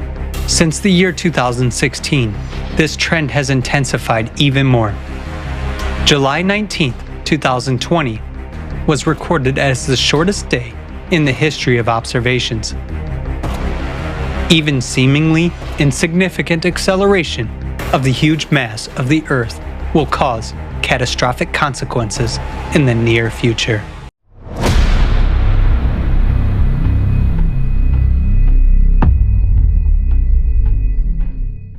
In 1998, there was another shift of the core.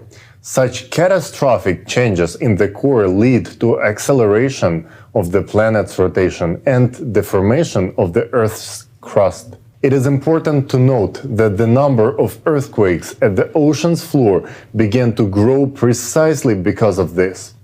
Professor Arthur Vitorino of the Maryland Institute has discovered unprecedented increase in seismic activity along the border lines of thin oceanic plates in the middle of the oceans that began in the very same 1995. The map on the right side of the screen shows where exactly this activity is increasing, and the graph on the other side of the screen is showing the spike in the earthquakes in 1995. We are all intelligent people and we clearly understand that these changes are not caused by humans' influence. Humanity could not influence seismic activity on the ocean floor. Yes, and there is also no way that humans could affect the shift of the magnetic pole or rotation axis of the planet, and let alone bouncing of the core. But besides the increase in the number of earthquakes at the ocean floor, the number, magnitude, and intensity of earthquakes on land is increasing all over the world. And the most frightening thing is that the number of deep focused earthquakes is increasing. So let's also watch a video about that.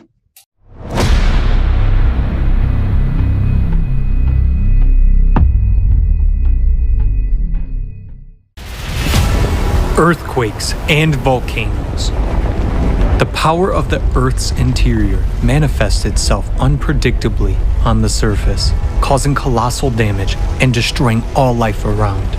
In the recent years, these emissions of planetary energy have been growing exponentially in gigantic leaps.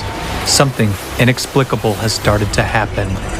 In 2015, a record-breaking earthquake was registered near Japan at a depth of 751 kilometers. This had never been seen before, and indeed was considered impossible by the scientific community. Earthquakes were thought to occur only in the Earth's crust and upper mantle when blocks of lithospheric plates break and shift. At great depths, matter is more malleable and does not behave like brittle glass, but rather like plasticine. There is nothing breakable there, but earthquakes do happen, and that is a fact. The horrible part is that their number and magnitude are increasing.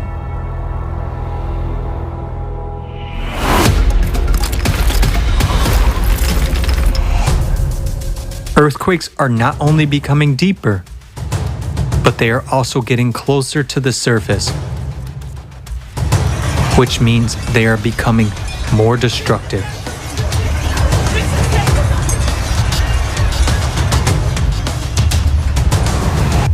Today, more and more of them are concentrated at a depth of about 10 kilometers.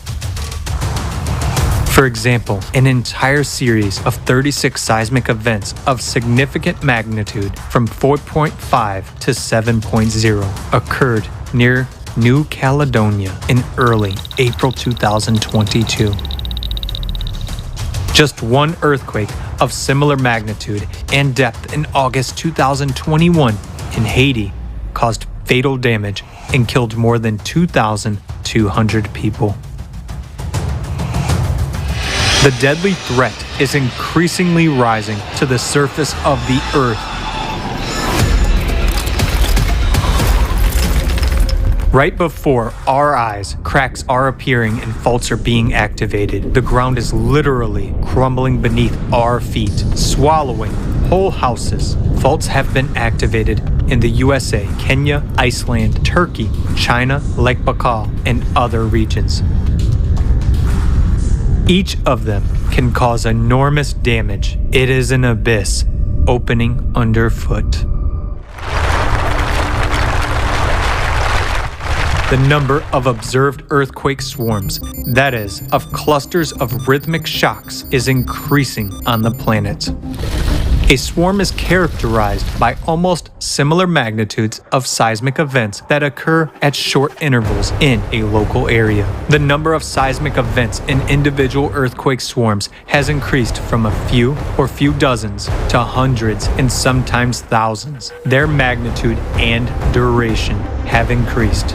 This is due to the intrusion of magma and hot gases into the microcracks of rocks.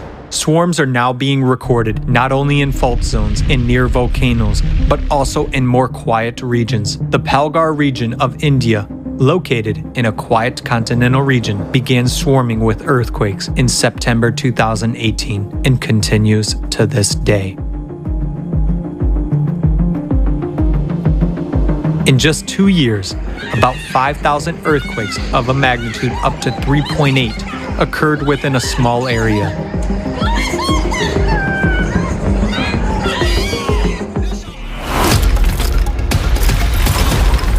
And what has been happening since August 2020 and the Bronzefield Strait off of Antarctica has been described by scientists as a huge magma intrusion.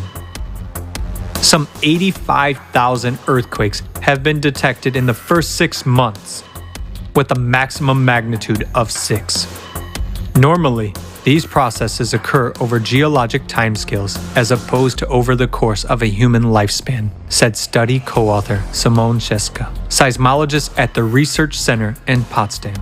Magma is literally devouring the lithospheric plate from the inside, having traveled 2/3 of the way to the surface in 6 months. Only 5 kilometers of rock remain before a catastrophic rupture occurs. And that is just one example. Similar things are happening everywhere.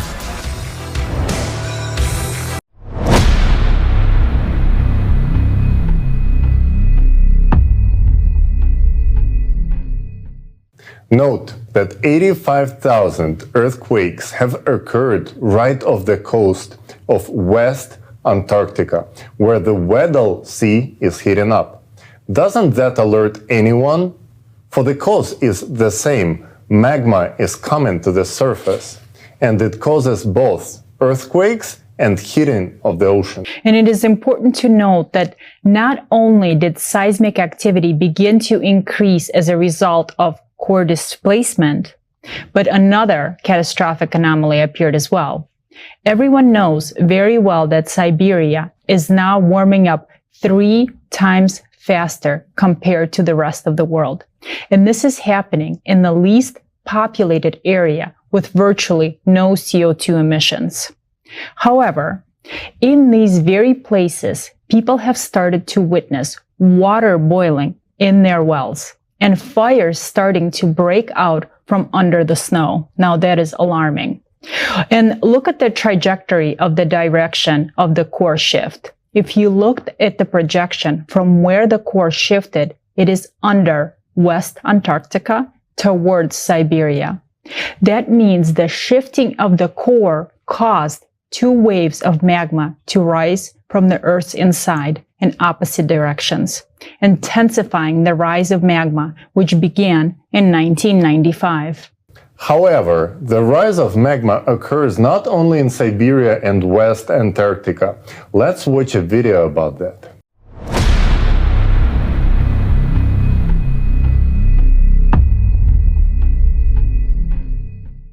In recent decades, the Earth has been accelerating its rotation by leaps and bounds, which means the centrifugal force is increasing. As a result, at the equator, the planet is expanding and increasing in volume. This causes the Earth's crust to crack and geological faults to activate. At this time, processes similar to blood cavitation occur in the Earth's interior with magma. Blood cavitation during Kyson disease is a life-threatening phenomenon known to divers during rapid ascent to the surface. Due to the sudden drop of pressure, the dissolved gases in the blood are released instantly, causing the blood to boil. The resulting gas bubbles destroy the walls of the blood vessels. In the Earth's interior, sudden pressure drops are associated with an instantaneous increase in centrifugal forces during a sudden acceleration of the planet's rotation. This causes magma to rush abruptly towards the Earth's surface. Lithospheric plates are destroyed by cavitation, microbursts of active gas-saturated magma. Just as the walls of vessels are fused by the bubbled blood of a diver, this process accelerates itself, affecting deeper and deeper layers of the mantle. That is why we are seeing ever more powerful and deep earthquakes and seismic swarms. The proof that this process is increasing and accelerating can be seen in the massive double-deep earthquake in Peru.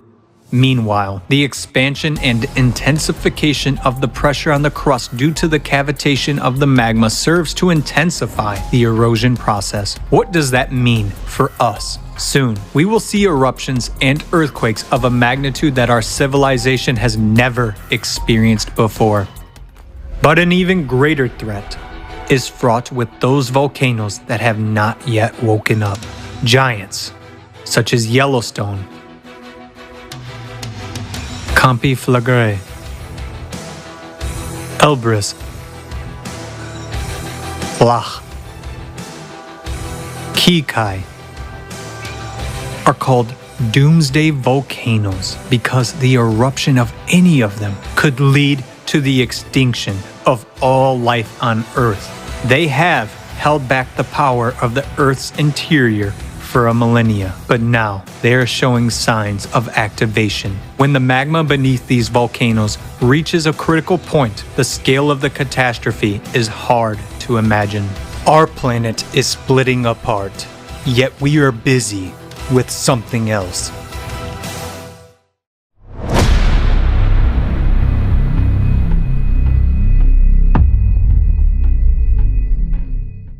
The acceleration of centrifugal forces and the shifts of the core begin to push magma sharply to the surface. And this has not been happening for millions of years, but this is happening right now. Recall how quickly magma surfaced near Antarctica. Magma erodes and heats up the lithospheres from the inside. Yes, and it turns out that now magma rises up and expands in volume. And because of this, it's increasing pressure on the Earth's crust. Because of this, there is an increase in the number of earthquakes at a shallow depth. And the rise of magma itself can be seen by looking at the increase in the number of earthquakes at great depth. The rise of magma provokes volcanic eruptions. Yes. We should keep in mind that there are 3 known supervolcanoes in the US, and the most famous one is Yellowstone, which is giving alarming signs of seismic activity. So when magma gets even closer to the surface, supervolcanoes will inevitably react. So what are the reasons for this instability in the core, which causes the acceleration of the planet's rotation and pushes the magma outward? Let's watch a video on this topic.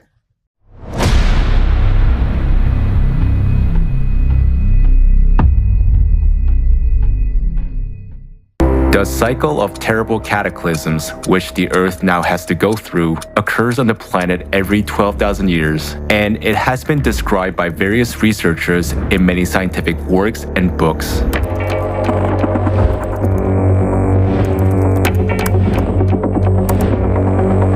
The Earth's core creates a magnetic field. The Earth's magnetic poles are movable. Their sudden shift is called geomagnetic excursion.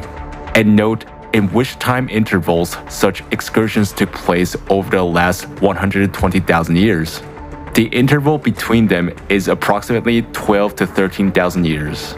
It is shocking that at the same time, there were sharp rises in world sea level, glaciation, and the strongest volcanic eruptions. Each time during such excursions, the magnetic field of the Earth became 8 to 10 times weaker, and this led to an increase in the flux of cosmic radiation. Douglas Vogt, geologist, has analyzed the carbon-14 dating of sediments. The data obtained irrefutably prove that glacial periods have cyclicity of about 12,000 years. You have the Earth's magnetic field reverses, and immediately after that, you have the Ice Age.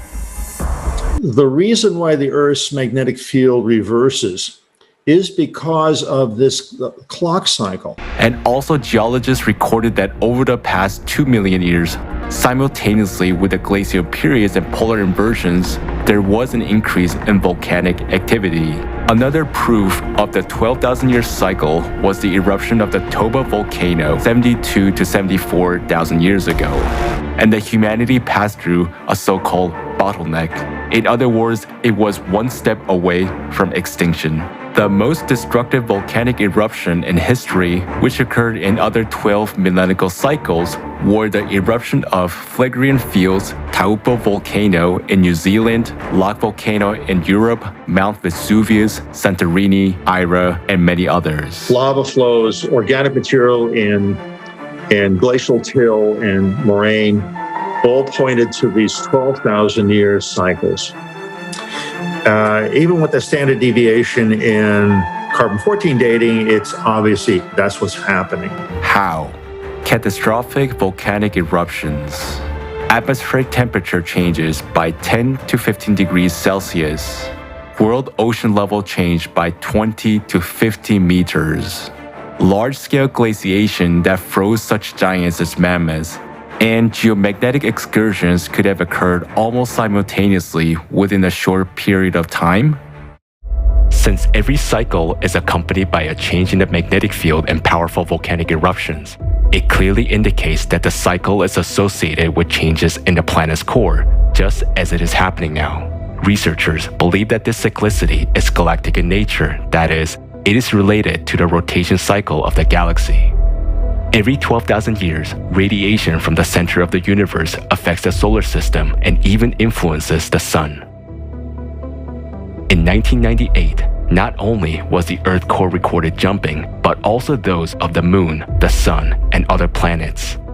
In recent decades, scientists began to record drastic climate changes on all planets and satellites of the solar system, an increase in the number of giant storms and hurricanes, abnormal temperatures, an increase in volcanic and seismic activity. Now, an increased flux of cosmic radiation due to low activity of the sun is detected on Earth. Scientists have found evidence that a similar bombardment by cosmic rays occurred 12,500 years ago. In addition, every 12,000 years, an unknown flow of violent cosmic energy from the center of the universe comes to our planet. This high-energy impact occurs at the micro level and has enormous potential to trigger a shift of the planet's core. Galactic radiation disrupts the life cycles of the biosphere. Trees begin to massively emit more carbon dioxide, whereas swamps emit compounds of deadly gases. This time, Earth may become another dead planet, just like Mars. The planet's immune system is now destroyed by the toxin that our technogenic civilization has excreted. The planet's diseased organism might not survive the enormous stresses which cyclicity creates every 12,000 years. Every 24,000 years, disasters are even more devastating since the solar system gets closer to the radiation from the center of the universe. We're now getting into the point of the near interaction. The planet is living its last years, and so are we, if we remain idle.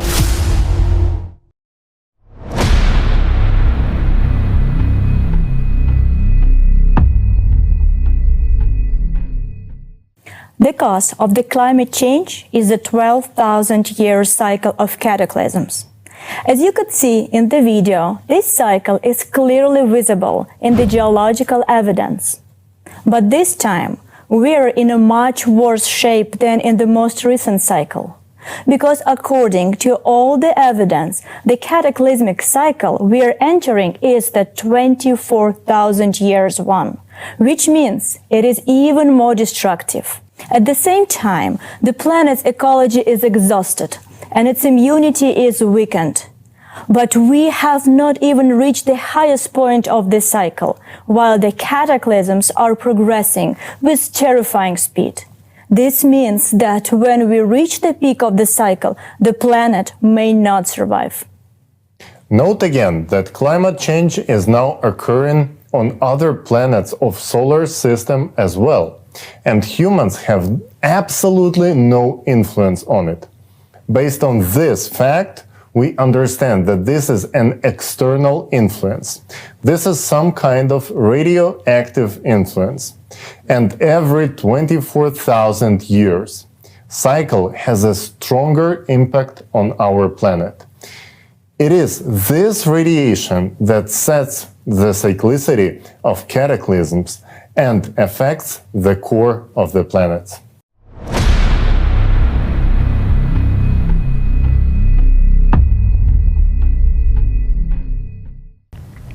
We see that the world is on the edge. We see it with our own eyes. Everything around us is falling apart. We, Americans, are losing what we've been building during our lifetime, and we can't hold on to it. It's a tragedy. But what are we doing to prevent it? Nothing. Today, as we face the climate, we are at best only fixing its impact. Have you seen the graphs?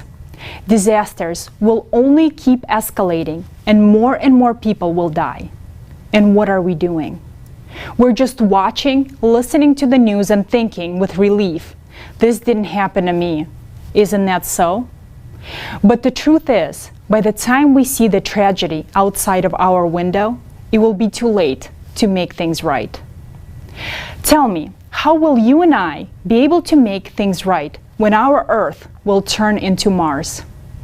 That won't be possible because there will no longer be people left to make it happen.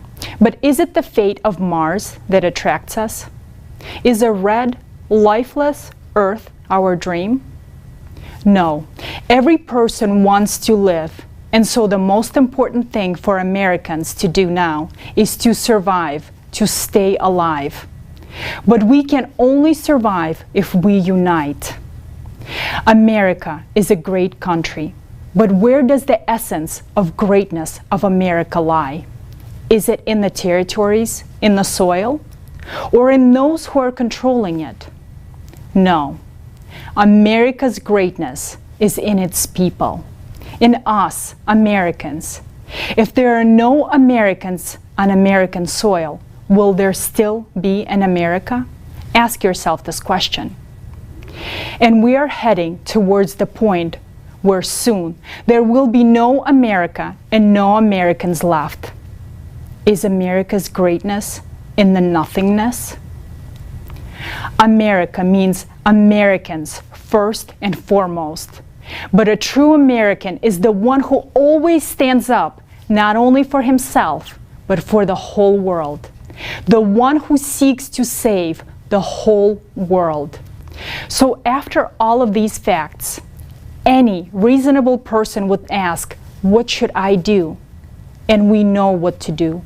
We need to build the creative society. Our only chance of survival is to build the creative society, not just in America, but all over the world. After all, it is impossible to save a particular individual country when the whole world is collapsing. We Americans must set an example to the world and unite, forgetting all strife. Gone are the times of strife, conflicts, wars, personal gain and clan ambitions, and all the other things like that. These times are over. Yes, things are still progressing by inertia, but at this rate soon there will be no one left. So in order for us to save our lives, we will need to change. All people need to start living with a clean slate, to forget, forgive, and never again remember all the things that have divided us, all the things that have hindered us. We have explored many options, and nothing but the creative society can save us. Any other path leads us to certain death. Only in the creative society can we bring together the scientific potential and find an escape from the climate threat. The creative society is the best possible solution for people.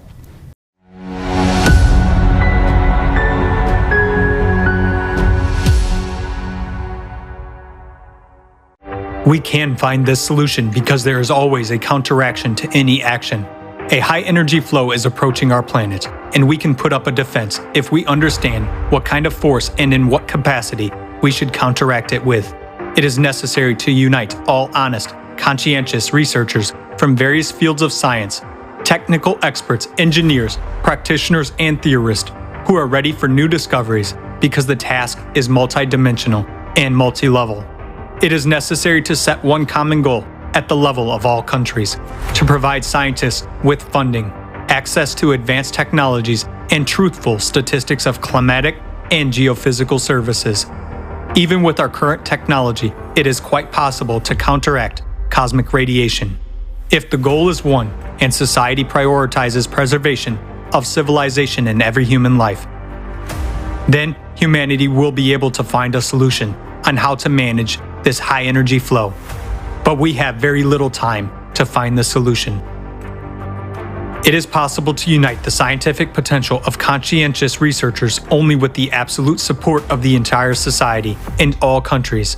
There can be no place for competition, private interest, and lust for profit. Openness of information for research may be available only in the creative society format, where there is no reason for wars and conflicts. In order to establish such a format of society, unification of all 8 billion people.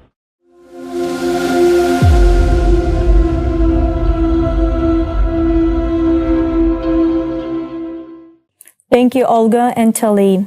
Today, we heard the real picture of true causes of climate change on our planet. This information is publicly available on our platform, creativesociety.com. You can analyze and study it in depth for yourself. Today, we touch only a little bit on the causes of climate change. We do have a more detailed report on the dynamic of climate disaster and the rate at which they are escalating and progressing. And on November 12th, we will be ready to present it to you. We invite you to the Open International Online Forum, Global Crisis, Our Survival is in Unity. It is a large-scale and unprecedented event organized thanks to the unification of millions of people from 180 countries on the platform of Creative Society Project with simultaneous interpreting into 150 languages. It will be broadcasted on tens of thousands of channels of social and media platforms, TV and radio stations around the world. The event has been initiated and it's being implemented on a volunteer basis by people's own efforts and resources. Organizers of the forum are volunteers from 180 countries. All participants of the forum, including professionals, scientists, and experts, act on the volunteer basis. At this forum, you will learn the truth about the scale and causes of all global crises that our society is facing now worldwide, and the impending disasters of the planetary scale. But most importantly, you will be presented with the practical solutions to solve all of these crises through building the creative society. That's really great news. Every human that cares about their own well-being and lives of their close ones should join in and share this information with as many people as possible. Because this is life-saving information that is essential for humanity to be aware of, so we all together could make a right decision.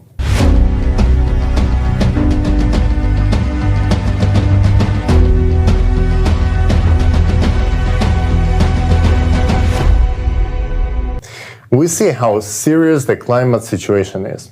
Statistics now show that extreme climatic events become more severe each year with an extremely disturbing progression. And to go through the climatic challenges that our humanity is about to face within the next few years, it is essential to have reliable sources of energy. Without it, it will be much worse. Let's talk to John Ahn, who has been researching on this topic. John? Thank you, Tali. I've always been interested and supported developing sustainable energy. Like many here today, I dreamed of living in a clean, high-tech, and a wonderful world. I thought that solar and wind was the energy for the future.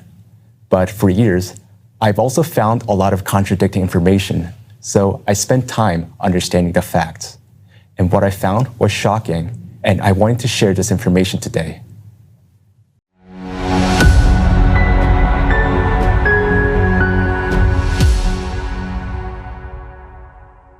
Today, everyone is concerned about climate change. Big climate conferences are being held where leaders of countries, scientists, and representatives of corporations are looking for solutions together. It seems that the problem is about to be permanently solved. We will all tighten our belts and switch to renewable sources. We are assured that if the chimneys or thermal power plants stop smoking, all nuclear power plants are closed, they build solar and wind power plants everywhere on the planet, and everyone replaces gasoline cars with electric vehicles, then by 2050, we will have a carbon-free energy system. This will supposedly save the world and preserve the environment, and everyone will be happy. Therefore, it is suggested that all the best minds and resources of humanity are directed to the development of green technologies. But what are we missing? Will it really save us? With all this, aren't we losing the most valuable things? Time and opportunities. So let us figure it out together, step by step. Today, renewable sources make up about 21% of total energy in the United States. Land footprint of energy systems displaces natural ecosystems, leads to land degradation, and creates trade-off for food production. The so-called green energy requires at least 50 times more land than the conventional power sources to generate the same amount of energy. Currently, solar and wind generate 13% of electricity in the US, and for now, occupy a relatively small area. However, Princeton University studies showed that if 98% of electricity is generated from solar and wind, land footprint will increase by more than 35 times, and this would be taken from the land that feeds us. The green energy requires at least 10 times more materials than conventional power sources. All this continues to contribute to the depletion and pollution of the planet. Solar panels. In the year 2021, a new solar project was installed about every 60 seconds. Manufacturers project the service life of these panels to be 20 to 25 years. But recent studies have shown that the performance of solar panels is much lower than declared. Moreover, their efficiency degrades every year. As a result, they have to be replaced much earlier, therefore creating more waste than originally expected. Currently, there are no disposal regulations for solar panels in the United States. Most of the solar panel wastes are either exported to third world countries or sent to landfills because it is 10 times cheaper to dispose than to recycle. Thus, by 2035, the discarded panels are expected to outweigh the new units by 2.5 times. Note that the waste from solar panels is 300 times more toxic than nuclear waste. It contains heavy metals such as lead, cadmium, and mercury. These metals can leach out and get into the groundwater to impact human health. As you can see, this only makes the environmental situation worse, and this is just the tip of an iceberg that we have to look into deeper. So, what's wrong with wind farms?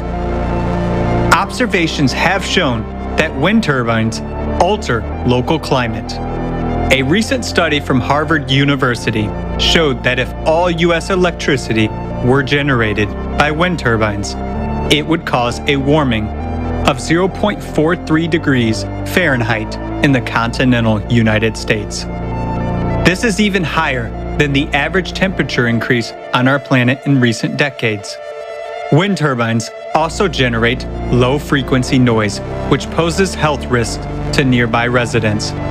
Adverse effects include sleep disturbance, headaches, and cardiac arrhythmia. Moreover, wind turbines are annually killing millions of bats and birds, including slow reproducing species, which negatively affects the ecosystem. At that, we are not even talking about their maintenance, which implies building special purpose vessels, expensive utility high-rises, and constant replacement of blades. Just one wind farm during its lifetime requires more than 350 tons of lubricants, which is equal to 6 railroad tank cars, which are, by the way, also produced from non-renewable resources of the planet. Just think about it. The size of the blades can be as big as the length of a soccer field. And do you know what they are made of? That's right, of that very plastic that we continue to struggle with so unsuccessfully around the world because of their gigantic size and hazardous chemical composition. They can't be recycled. So the classic solution is that the blades are taken to landfills and covered with soil. It is expected that the amount of waste from wind turbines will increase by 20 times by 2050. After all that, do you still think wind power is environmentally friendly? Electric cars are considered to be a part of the solution to the green energy transition, but electric vehicles, because of their batteries, require more materials, especially metals. Lithium and cobalt, which are required for electric vehicles, are not used in gasoline cars. By 2030, 300 million electric vehicles are expected to be on the road. So, to estimate the global impact, let's look at the numbers. The amount of fresh water required to mine lithium and cobalt for all those electrical vehicles would equal 750 billion gallons, an amount equivalent to more than 12 years of drinking water supply for the entire US population. And this happens at a time when we are experiencing a shortage of drinking water on the planet. Also, the energy required to mine lithium and cobalt for all these electrical vehicles is equivalent to the annual energy consumption of all the US residents. Moreover, in order to produce cobalt, child labor is being exploited in the Congo underground mines. These innovations are being implemented to supposedly allow us to breathe clean air. All this impact on our society and environment will only worsen over the years. Is this new technology sustainable and environmentally friendly? To summarize, considering all of the above information, we should answer the following questions together. Should we continue to actively develop alternative energy technology if it has so many disadvantages? Is it beneficial for us today, or should we put our efforts to find a more effective solution?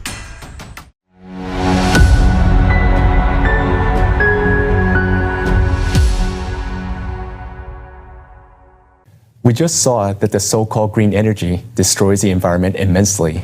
It's that we just don't see what is done behind the scenes.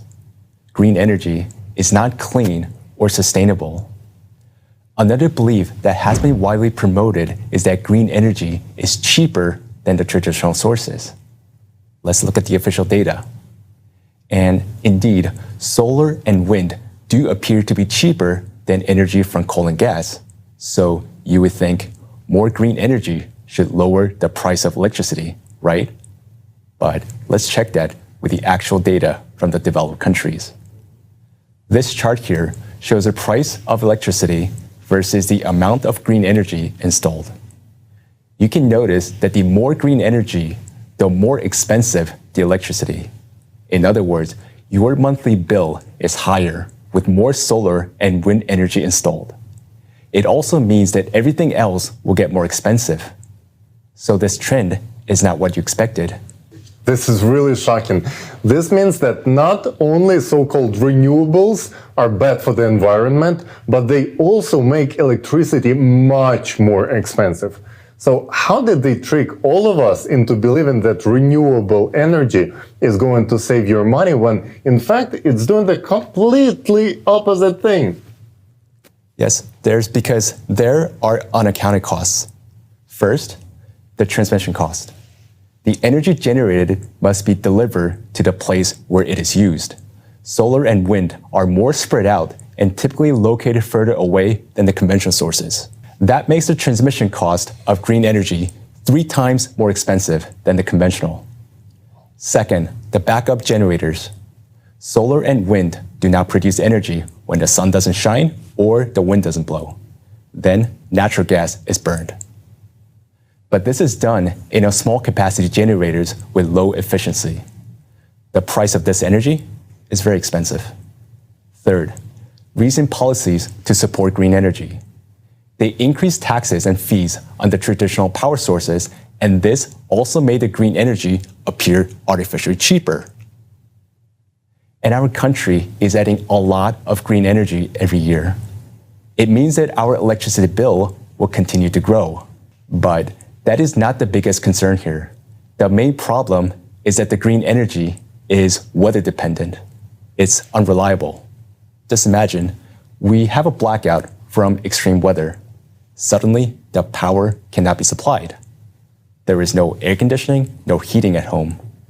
Imagine hospitals can't perform emergency operations. Patients on a life support will not get help. Many people are going to die. In addition to that, imagine that the payment system suddenly stops from blackout. You can't buy food, medicine, you can't get gas, you can't cook. There are no lights and water at home. Not only for a few hours, but for many days and even weeks. That will lead to chaos and violence on streets.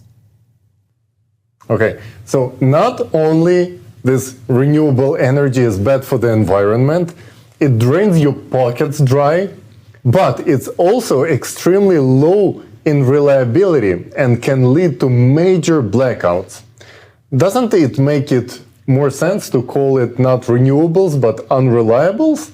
Aren't we supposed to think about what kind of situations are we getting ourselves into ahead of time before they actually occur, like they did in California just this year, where we've seen the results of such policies this summer, when they have rolling blackouts like third world country and people can't use ACs during heat waves, and God forbid them to even think about charging their electric vehicles. Yes, I agree, absolutely. We need to be prepared for a shortage and outage of power. And this is why, right now, if we face an emergency situation, our country has enough coal and natural gas stored to supply electricity for 2 months. But with green policies, this storage will decrease to less than 1 month. The proposed solution is to replace coal and gas mostly with batteries as energy storage. And of course, everyone agrees that having energy storage is essential, especially for the weather-dependent green energy. But no one really seems to talk about how much batteries we need and how much it will cost. So I was curious to check especially how much electricity would cost if we would install, say, 1 day, 1 week, or 1 month of lithium battery storage in net zero 2050 scenario. Because of the batteries, the electricity bill for American household will increase. But the question is, by how much? If we look at this chart, just for 1 day of storage, your monthly electricity bill of $110 right now will increase to $250 just for 1 day of storage. For 1 week of storage, that will be over $1,000.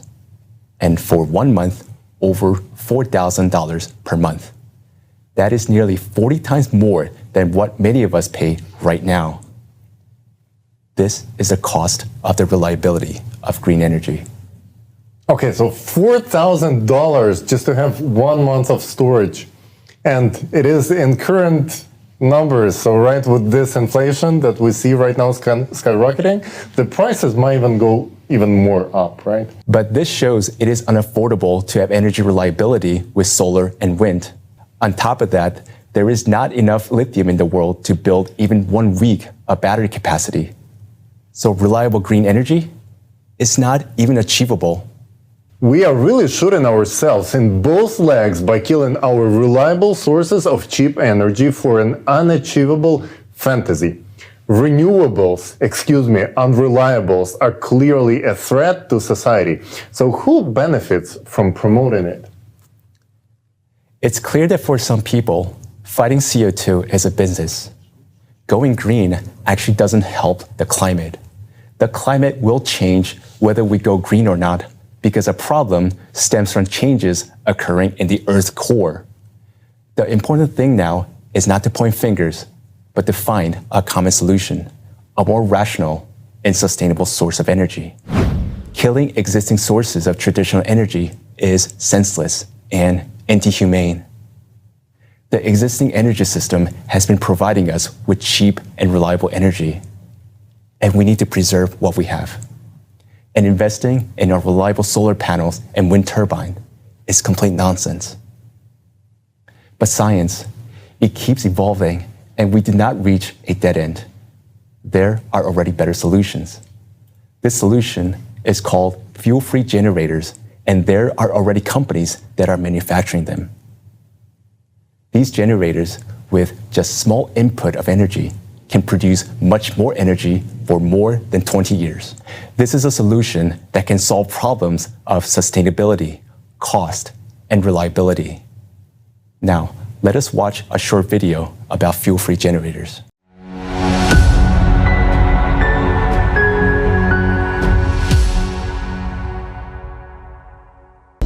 Free energy generators have existed since long ago. But why do these technologies remain inaccessible to humanity? An American company has been one of the first in the world to produce magnetic energy generators of up to 25 kilowatts and is already supplying power to customers. A German company produces fuel-free power plants and has branches in several countries. A Korean company has also released a working model of an electromagnetic generator with a capacity of 10 kilowatts. African technology made it possible not only to produce a free energy generator, but also to modernize a vehicle so that it could move without fuel or recharging. Fuel-free generators, FFGs, are power generators with an efficiency greater than 100%, which means they produce more energy than they consume. But the most valuable thing is that this power source generates free and environmentally friendly energy. FFGs may be installed not only in houses and on vehicles, but also on helicopters, planes, and ships. Introduction of FFG technology alone will enable humanity to discontinue using hydrocarbon fuels. Now, let's imagine that every person on the planet would have a fuel-free generator. This means that electricity would become free. We will no longer have to pay for it. But in the consumerist format of society, this will be a great disaster because it would leave millions of people jobless. Those include experts involved in power plant maintenance and gas station employees. Everyone from a director to a janitor at a gas station will lose their jobs. All firms or companies involved in power generation will lose their incomes. While that includes logistic firms, manufacturer of wires, pipes, and even all the machinery which has been necessary for the power plants. Manufacturers, suppliers, and sellers of solar panels won't be needed. Accordingly, hydropower will also be replaced with fuel-free generators, which means that all the employees and professionals who maintain dams will remain jobless. Moreover, this situation will cause a chain reaction. Those millions of people will no longer be able to buy goods and use paid services. Goods turnover as well as manufacturing plants will come to a halt. This in turn will affect billions of people who will lose their jobs and means of subsistence. This will cause a dissonance in the trade and manufacturing sectors, as well as social tension, increasing the gap in society between the poor and the rich. This gap will in turn cause an increase in crime, racketeering, conflicts, confrontations, and discontent with authorities. People will take it to the streets. After all, hunger is the strongest incentive to commit illegal and inhumane acts. All this will lead to chaos. This crisis will affect all countries in general. They will begin to solve problems by force, and this will cause the death of billions of people. All in all, there is a paradox. Introduction of a simple technology that can improve people's lives will lead to a worldwide disaster. However, it is not technology that is a problem, but the state of society today. Thus, we have considered a scenario of events in the consumerist format of society.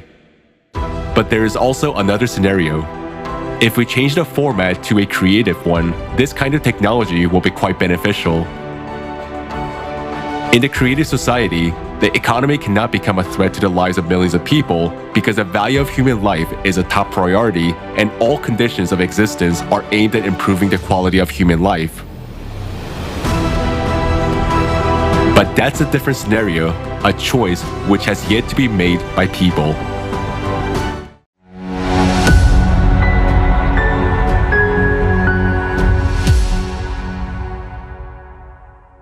Just imagine the possibilities that this will open before the humankind. Energy-demanding processes will no longer be an issue. Plastic recycling for a clean environment, growing foods indoors using desalination of water to provide enough food and fresh water for everyone. It will be a paradigm shift. And this is only in our power to make this energy available for everyone.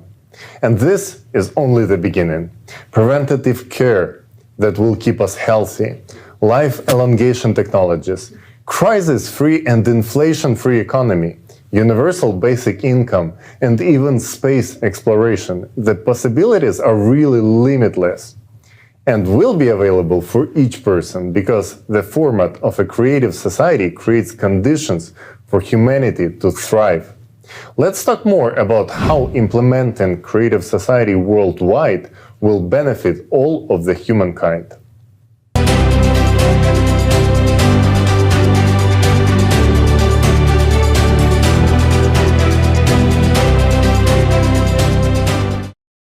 We can see that in today's format, it's impossible to solve the problems that concern all people.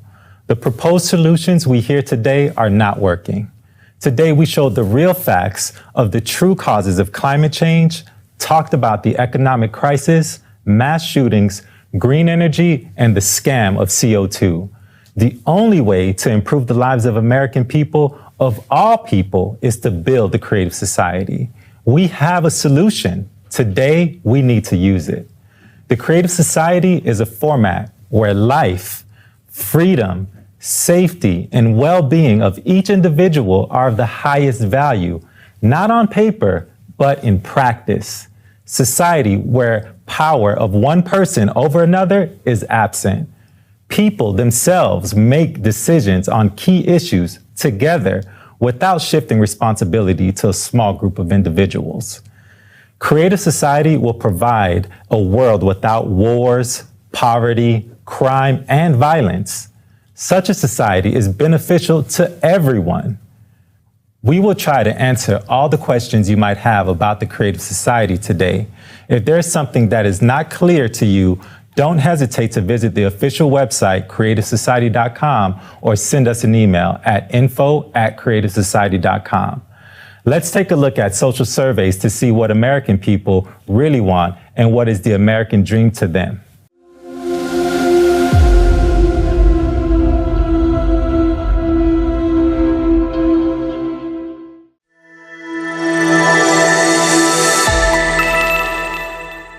For me, the American dream is, it's just like a land of opportunity. You can do what you want, you can hang out with people you love, you can share all those experiences with others in so many amazing ways. Okay, so no one has to work 40 hours a week and barely be able to afford their rent or their bills, or not even only 40, like sometimes 80. Or healthcare. Yeah, everyone will have healthcare. No one being judging each other by the color of their skin or anything. Yeah, I mean, I think the society of my dreams is where people just treat each other fairly, treat each other like equals. I want to see an America that is colorblind, that everything from one end of the spectrum, jet black to snow white, living together, working together, playing together, raising kids together. Be comfortable, be myself, and people around me can feel like to be themselves and can live comfortably. And we need to work together to try to create an environment where everybody is accepted. It doesn't matter if you're rich, poor, white, black, Asian, anything. Everybody needs to be accepted as one. We all bleed the same. Equal access to education, to healthcare, housing for everyone, basic needs being met. Being able to have a place that was your own, being able to afford a home, being able to have a good job, raise your family, be safe. Be able to get your own home, have the freedom to live the life that you want to live and build a family. My American dream is for my grandchildren is to be safe, out of harm's way. There would be a lot more stability in society, and I think in a safe and happy world, we would all be able to have our voices be heard.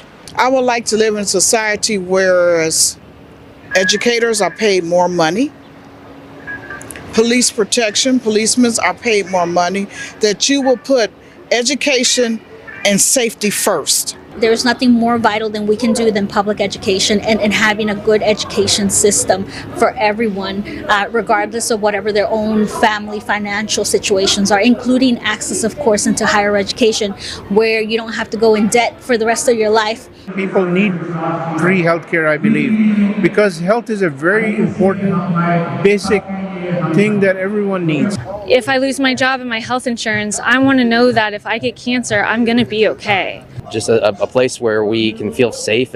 High quality, equally accessible healthcare for all. I would love, not with just America, but with world peace. Peaceful, all living in harmony, doing whatever they want, no judgment. Being able to comfortably take my kids out and not worry about them walking somewhere and feeling unsafe.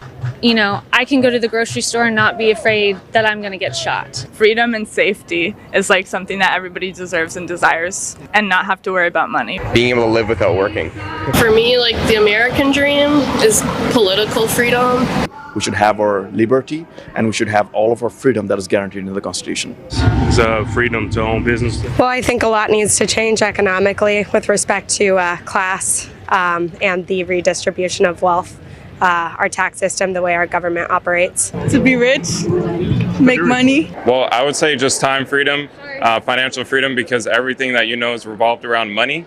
And I feel like if we just have more freedom in that sense, then we could live a lot happier life and also lead the new generation to generational wealth. I think it starts with good business opportunities to give everybody the chance to do that. Going beyond just surviving, but thriving. When you don't have the financial freedom, you are giving up on many things that you might be able to do otherwise. There's sufficient resources and equal opportunity to access and gain access to those resources. To me, a unified world would be a good place to live. I want to try to travel more, and my American dream would be to work a job I like and be financially stable with that, which sometimes is impossible, and then also get to see the whole world, which I really hope I can do. But living your best life. I guess world peace.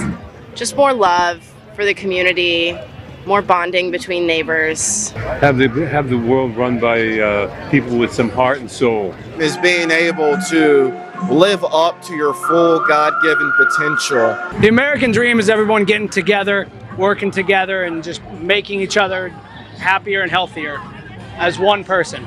We're all one community. I would really like to see, hopefully there will be a change or maybe a restart on this world, and United States included, to revamp and revise a whole new, beautiful beginning. I would like to live in a society where there's no envy, where people support each other, where there's always a lot of love and mutual help. And above all, I'd like to live in a peaceful world, one where everything is done from your heart. It comes from your heart. Unity is a strength. Together we will go far.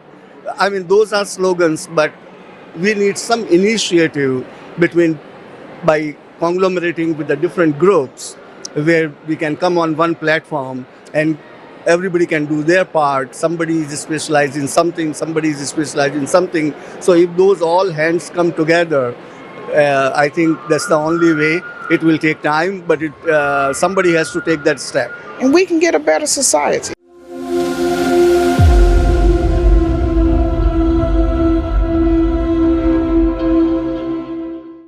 Hey, what's up, guys? It's Roystar Sound Sick here. Make sure to follow, like, subscribe, and share this conference on every social media platform. We need to get this information out there. It's time to build the creative society, the society of the future. Let's go.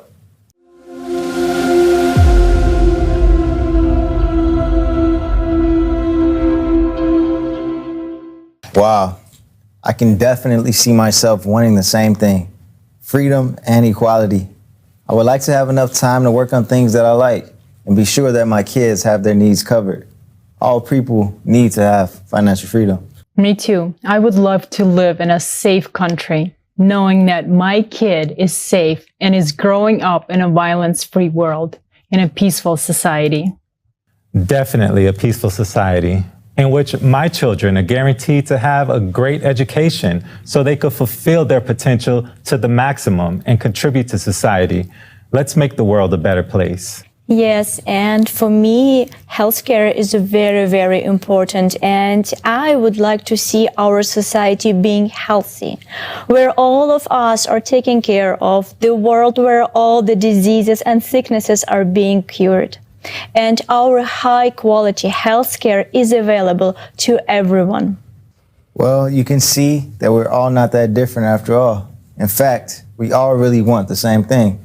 And the essence of it can be described in two simple words: the creative society. Let's take a look at the benefits which we all will receive in the creative society and compare it to the American dream.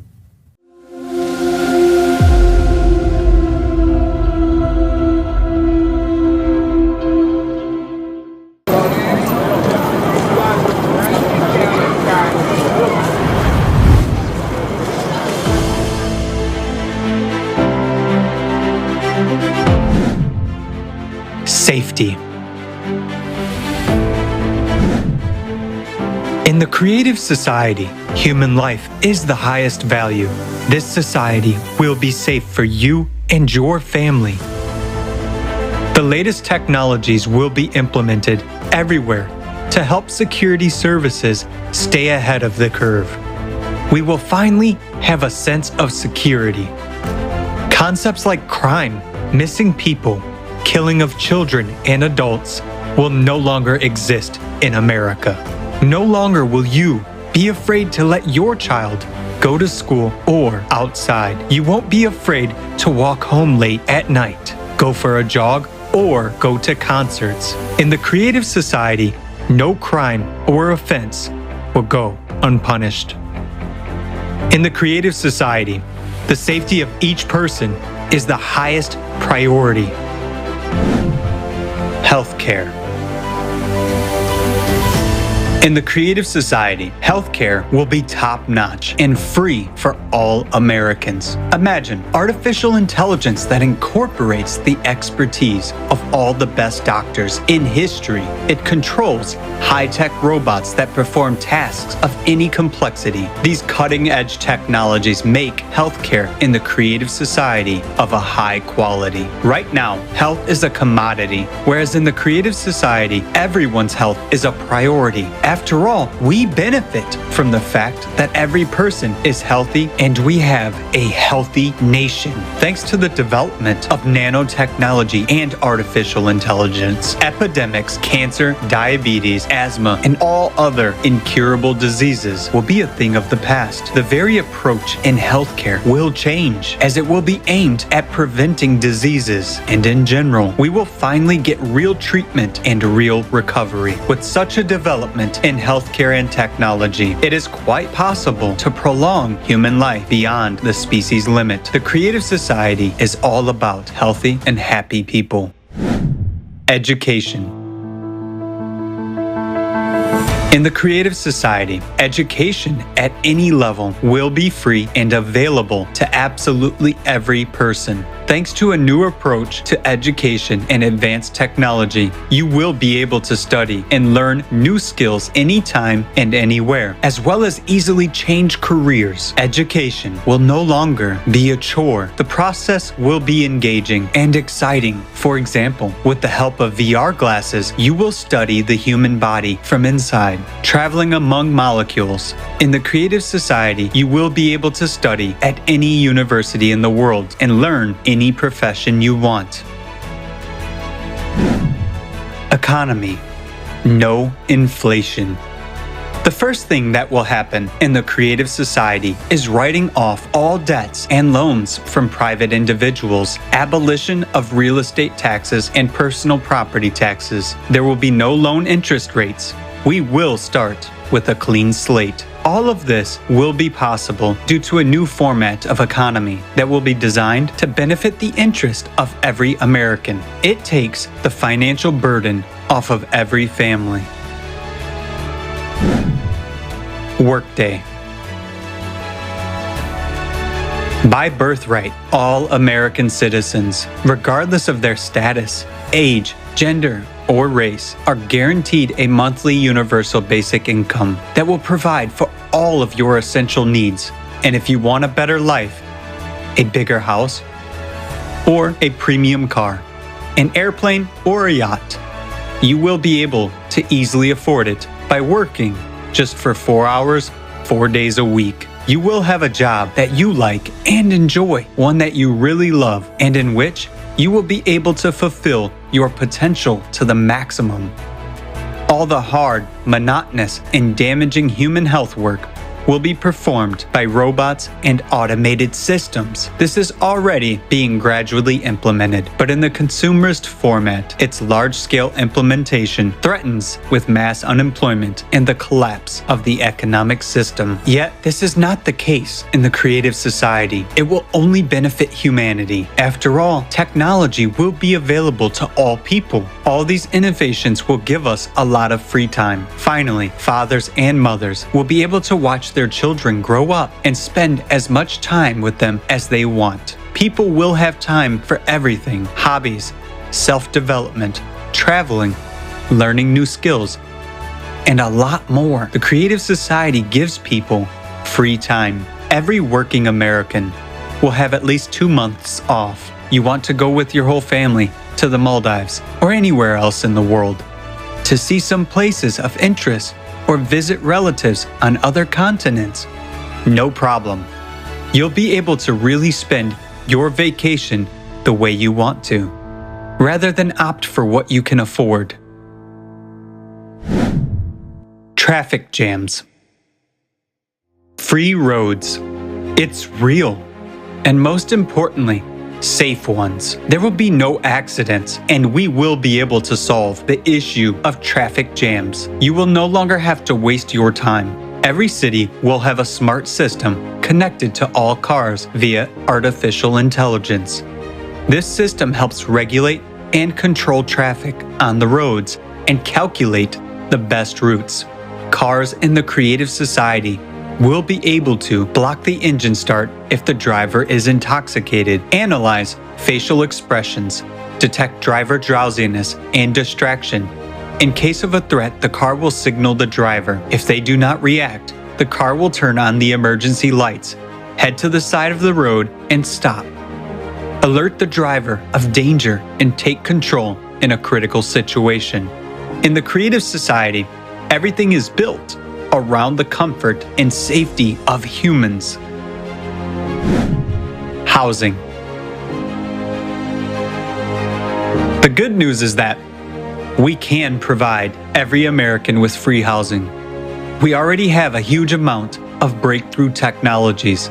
Some of them already allow us to build comfortable housing quickly and efficiently. In the Creative Society, every American will be provided with a minimum of 650 square feet per person, absolutely free by birthright. If you have a family of 4, you are provided with a house of 2,600 square feet. No mortgage, no rent to pay. You won't have to pay utilities or property tax. The house will be equipped with the most advanced technologies available to society, and that means that all household chores such as washing, cleaning, ironing, and cooking will be done by robots only, which will do that quickly and perfectly. Human beings are not slaves. Human beings should live a free and happy life. Equality. In the Creative Society, all people will have equal rights. There will be no racial division. In the Creative Society, you will have rights in actual fact, not on paper. Ecology and food. In the Creative Society, thanks to the unification of scientific potential, we will be able to solve many problems related to ecology and climate. We will finally have clean air and clean water. Food will be healthy, delicious, and of high quality. You won't have to worry that you'll put on weight and that food will negatively affect your health. Sounds unrealistic, right? Many of us achieved our dreams through hard work and sacrificing the time with our families. But now, we can build the world we all dream about without sacrificing anything. It will be the kind of world we want because we are Americans and we can do it. If you are a true patriot of your country, let's build together this society where every American is happy. Let's give all the people of America the American dream. That is true heroism. We must set an example to other countries because we are the future. We must set one goal for all of America. Join the efforts and act on our desires. We were the first to land on the moon, and we will be the first to build the Creative Society.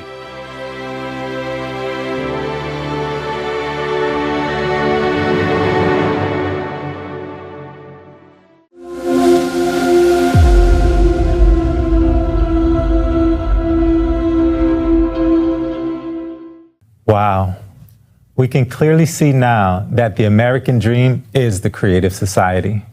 This is awesome. People deserve to live in such a world, an exciting world. I'm sure now you have a few questions. Let's go through them. Let's briefly talk about how this project started and about the 8 pillars. This will give you a lot of insight. How did the project start? As an organization, we have been operating for 11 years. And today, it is a large-scale international movement that is represented in more than 180 countries around the world.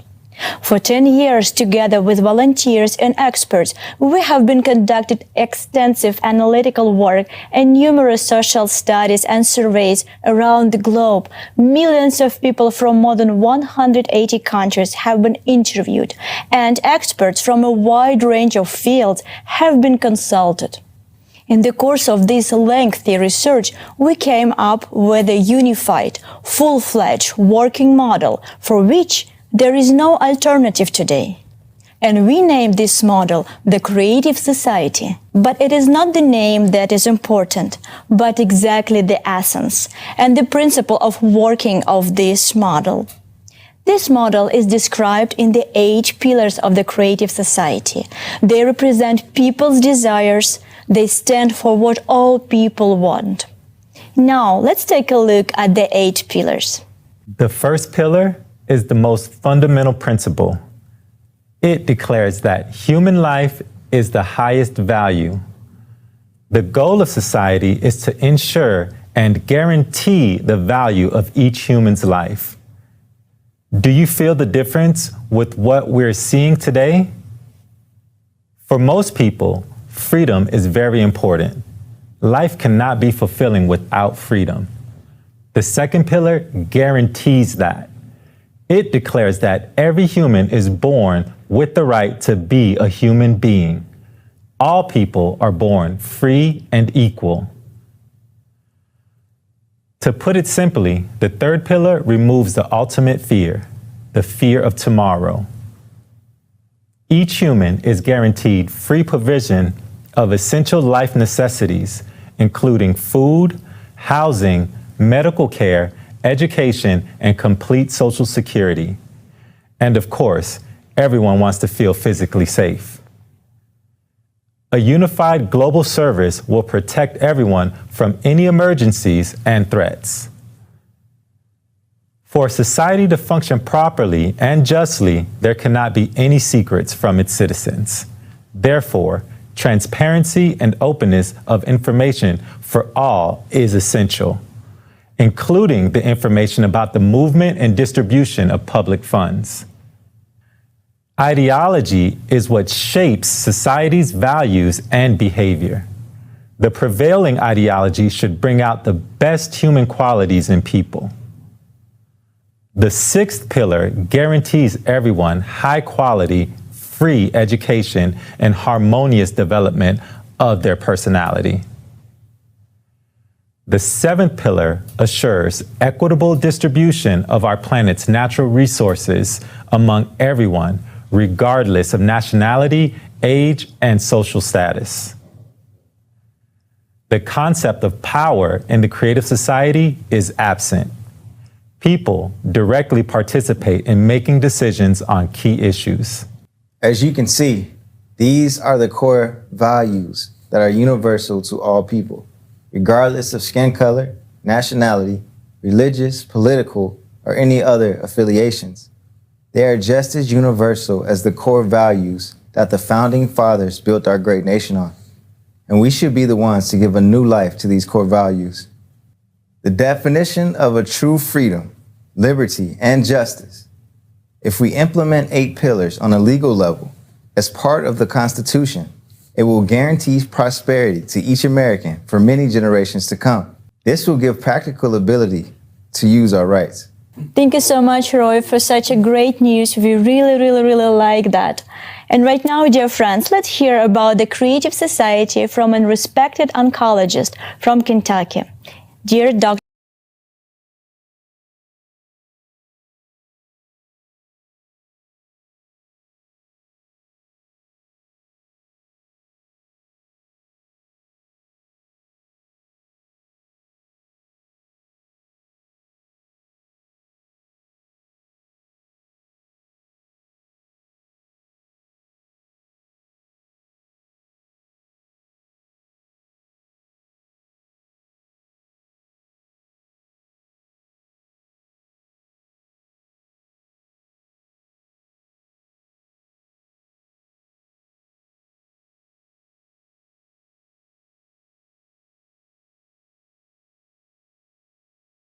And with our brethren around the world are far more important than the issues that divide us. You really have to think about those 8 foundations of the Creative Society, and I do. Overall, when you hear them, it's like, well, this is how you interact with other people in the world with love, compassion, and respect. I mean, think how much that would change the world if we all respected the value of human life, if we all felt free to share what we want to share respectfully and could respectfully dialogue about that. Human safety, the importance of open and transparent information to everybody. We can always work together as a creative society and go forward together to help do the best we can, aware of that which binds us, which is far more important and far broad, and yet deal truthfully and honestly with those issues that divide us. I think it's critical for Americans to be an example to the world, bringing forward the goals of the creative society. If we as Americans can understand lovingly and compassionately that which unites us is far more important than that which divides us. I mean, we're the United States of America, not the divided states of America. I think if we go back to that foundation and work together and serve as a model for the rest of the world, I hope we can accomplish that. I think that would inspire other people around the world to think, hey, if Americans can do that as bitterly divisive and divided as they have been and come back together and respectfully and compassionately listen to each other and share, I think that would be amazing. That would be fantastic. And that would make me even prouder than ever to be an American. I think Americans and every society, every person on this planet deserves a creative society. Thank you so much, Dr. Long. We all feel this need in changing the format. We clearly understand that in the current format, we will not be able to find a real solution to the existing climate crisis. And now we would like to invite you to watch a short excerpt from the program with esteemed Igor Mikhailovich Danilov, Creative Society Questions and Answers. You can watch the full program on the Creative Society YouTube channel.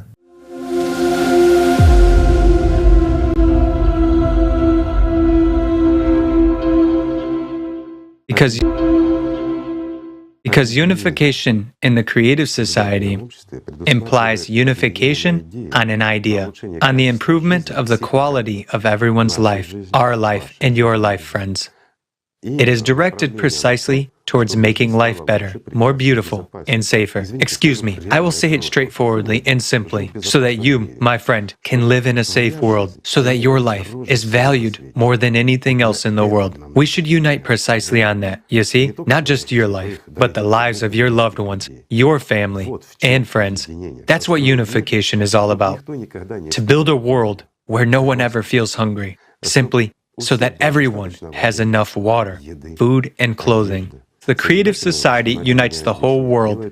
It makes the whole world one big family.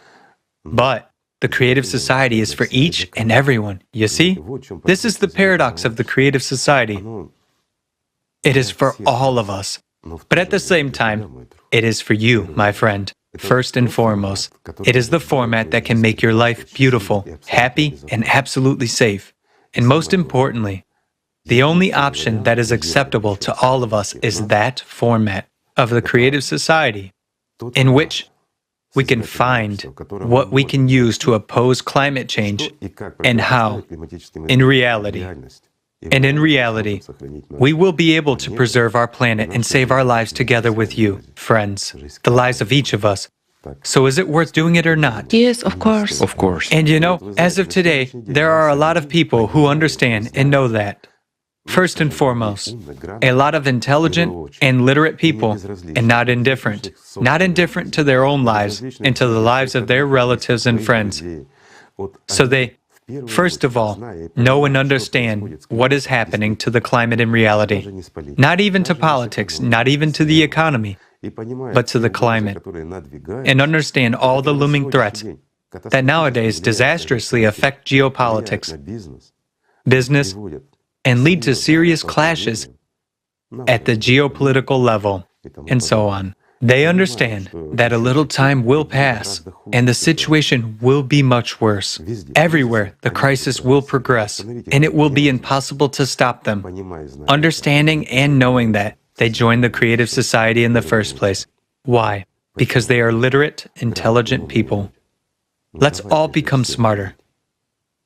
Let's stop shifting responsibility onto someone else. You see, by shifting responsibility onto someone else, we deprive ourselves of the future, ourselves first and foremost.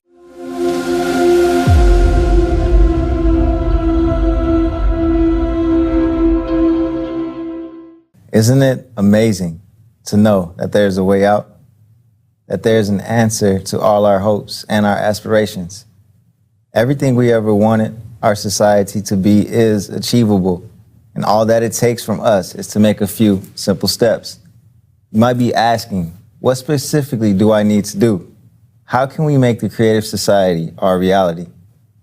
All the legal and economic and social mechanisms for a peaceful democratic transition are already in place today, especially in the United States. We just need to use them appropriately. Let's start at the beginning. We need to form a public opinion to support the creative format. There has to be a popular demand for it. And popular demand leads to electoral requests. And the electoral request moves the politicians.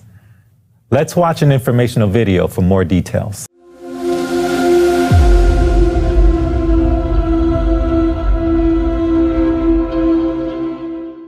The first and most important step in building the creative society is to let everyone know that such a format exists and the tremendous benefits it will bring to every single person.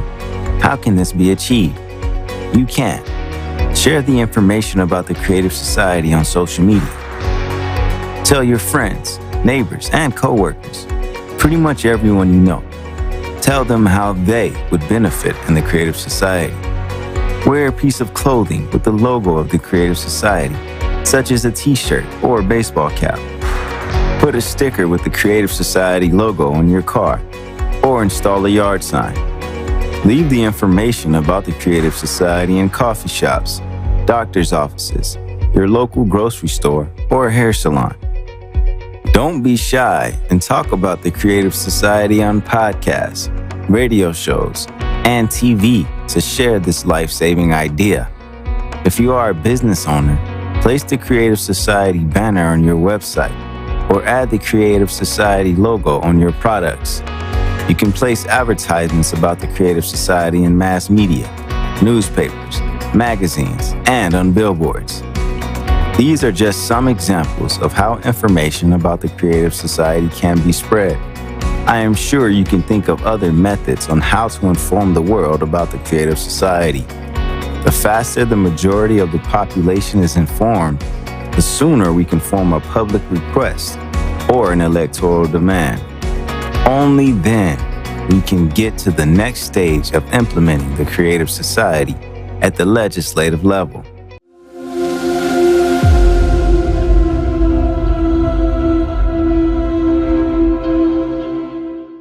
Okay, so now let's move on to the next question that people might have. So what's next? I have told everyone I know. Now what? What do I do? Now let's take a look at the steps of how to make the American dream our reality. How do we implement the Creative Society? Please.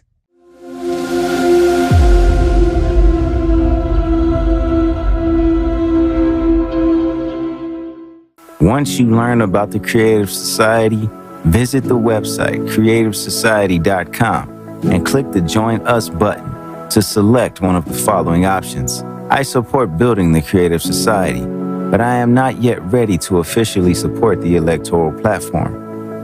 I support building the Creative Society, and I am ready to officially support the electoral platform. I support building the Creative Society, and I am ready to take an active part in this process, as well as to officially support the electoral platform. When a majority of eligible voters support the Creative Society, we can move on to the next step, which is creating an electronic voting platform. The electronic voting platform is a secure online voting application that you can install on your phone, through which people can choose politicians who fully support the Creative Society. This system will allow us to choose candidates who are going to implement the Creative Society at the legislative level. By using the same platform, people will be able to pass bills, adopt laws, and prioritize budget spendings. Moreover, people can revoke any politician from any government office if they are not representing the people's will. The first law that an elected politician must pass is the implementation of the electronic voting platform into the Constitution. The second law that must immediately pass is the incorporation of the 8 pillars of the Creative Society into the Constitution. That will put the value of human life, freedom, safety, justice, and equality in the first place. Passage of these 2 laws changes everything. Integration of the 8 pillars into the constitutions of all countries will make it possible to promptly reformat the values of world society from anti-human to the society where human life is the main priority.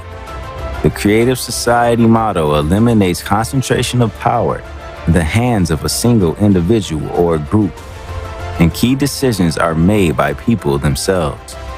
People's power is implemented through their active participation in society's life and regular expression of their will via an electronic voting platform. Say yes to the Creative Society. Join now.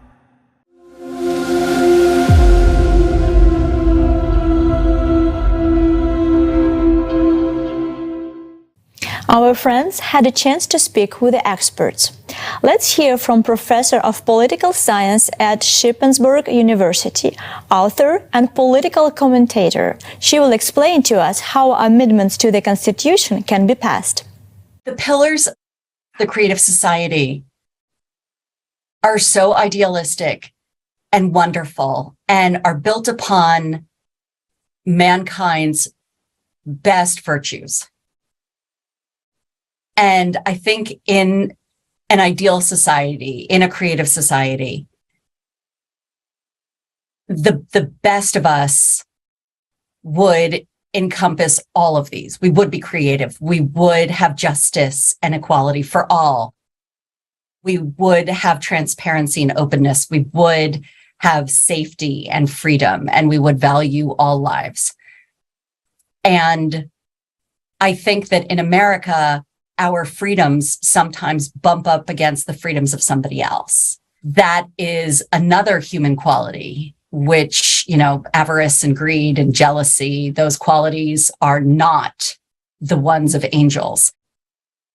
And knowing this, our founding fathers, the framers of the Constitution, the biggest thinkers of the time, knew that men were not angels. And our Constitution is written specifically understanding that. So the legal process of a constitutional amendment is actually very straightforward, which is that an amendment has to be proposed by 2/3 vote of both the House and the Senate. And then 3/4 of the state legislatures have to pass it as well. So put another way, 67 senators would have to agree to it. And I think it's 435. I think it's like 308 or something like that. I think it's that. Of the House would need to agree to it as well. But let's just say that we could aim for that and that it's possible. Then it would have to be 2/3 of the states as well. There are 50 states, and so math is not my strong point, but it would have to be 34 states. Okay, if that's what your goal is, then that's the process.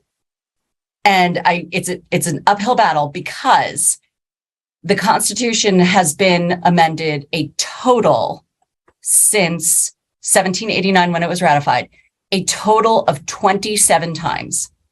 The first 10 we got for free in the Bill of Rights. 2 times were about alcohol, prohibition, which took away Americans' right to drink, and then the repeal of prohibition, which said that was a terrible idea. Everybody gets to drink again. And so that means that in total, 15 times since 1789, we have amended the Constitution. If we've been able to add 27 amendments to the Constitution, why can't we add another one for the benefit of all Americans? Yes, and if we unite all our potential and remember that we are American, nothing will stop us on our way to glory. And this will be the best and biggest legacy we can leave to our children and generations to come. Creative Society is the most peaceful and the most appropriate society format in the entire history of humankind. Only in the Creative Society can we cope with climate threats and the crisis of the entire humanity. The best investment in your future is an investment in the Creative Society. Every active volunteer of the Creative Society, those who are implementing the hardest and most difficult part, that of informing all people, deserve to receive a Peace Prize from the Creative Society. Every participant of the Creative Society deserves to be recognized and remembered in the future by grateful descendants. In a transition to a Creative Society, everyone who devotes time and effort will be rewarded. Let's discuss and bring understanding to this. An award should be structured in such a way that it reflects the efforts of people who inform about the Creative Society. The Volunteer Peace Prize can be broken down into 5 categories. First, those volunteers who currently inform a few people. Those are people who put stickers, "I support the Creative Society," on their cars, who talk to their colleagues, friends, acquaintances everywhere, who work with just a few people will receive $1 million. Second, those people who inform dozens of people, those could be cafe owners, bloggers, those who travel, explain, talk, who are not shy to talk in buses or somewhere else and massively inform dozens of people, they get $2 million. Third, those who inform hundreds of people get $3 million. Fourth, those who have the opportunity to communicate with people and notify thousands of people get $4 million. Fifth, those who are able to inform millions of people, bloggers with multi-million followers, people who speak on huge platforms, who participate in conferences, singers who create concerts watched by millions of people, they will get $5 million. We must all recognize that such incentives will only be given away in a creative society, not now. Awards are determined based on how much personal responsibility a person assumes when making information about the Creative Society available to others. A new history will begin with the names of the volunteers who contributed their hearts and souls to the Creative Society. Building a Creative Society is true heroism. It is saving the lives of billions. It's saving all of humanity. Therefore, we should not only thank such people financially, but also write their names in our history. After all, they really deserve to have their names immortalized. There will be a monumental building raised in honor of those heroes. The building will have 6 floors. Each person's name, each volunteer who informed millions and thousands will be on the first floor. Furthermore, there will be the same gradation from 1 to 5 million Peace Prize recipients. Our 5th floor will be dedicated to the real philanthropists, those who supported the informational stage and made Creative Society possible. On top of the building will be tributes and portraits of those politicians who were so courageous and the first to declare their support for the Creative Society. In addition to helping us create voter demand for a Creative Society, these politicians will remain in the public memory for generations. A Creative Society logo will be affixed at the top of the monument. For the first time, a human civilization, the Creative Society, can be born. And we Americans can be the first to build a Creative Society for us and all of humanity.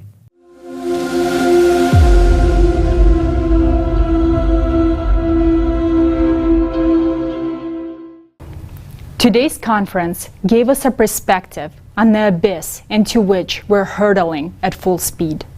We have learned the truth about the causes of climate disasters and the facts that we have very little time left. But despite the gravity of the situation, we have a chance. It's the shame not to take advantage of it. We, Americans, can change everything. We want to live freely, without fear, to have opportunities to develop, to live without lies and manipulation, in a sustainable way, without crisis. We want to live in peace and harmony, to take an active part in the development of society. We want to live in a society that is based on equality and justice, and where the highest value is the life of every person. All of this is our American dream. The American dream is something unattainable for us Americans, like a horizon that only a chosen few can reach. And for the first time, it is very close for each of us, and that is the creative society. The creative society is a model that is fully consistent with our American dream. And if we look more broadly, it is the dream of every person living on this planet. Think about it. While we have the opportunity to live in a beautiful creative society, we still continue to maintain this deadly consumerist format. This is simply absurd. The only people who do not support the creative society are those who do not yet understand what it is. Some people think that the creative society is a revolution. No. The creative society is the refusal of revolutions. There will never be any more revolutions except scientific and technological ones, which should be a continuous and natural development in the creative society. The creative society is the way of evolution. We have always been a leading country and should remain such forever in people's memories.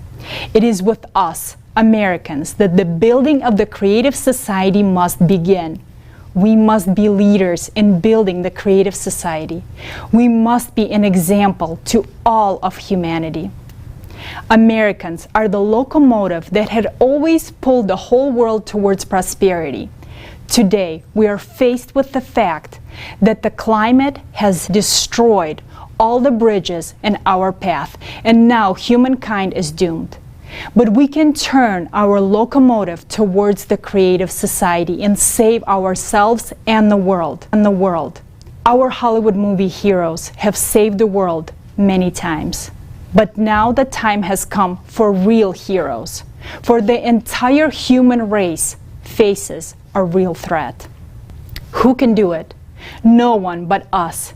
And that should be our encouragement and our motto. No one but us.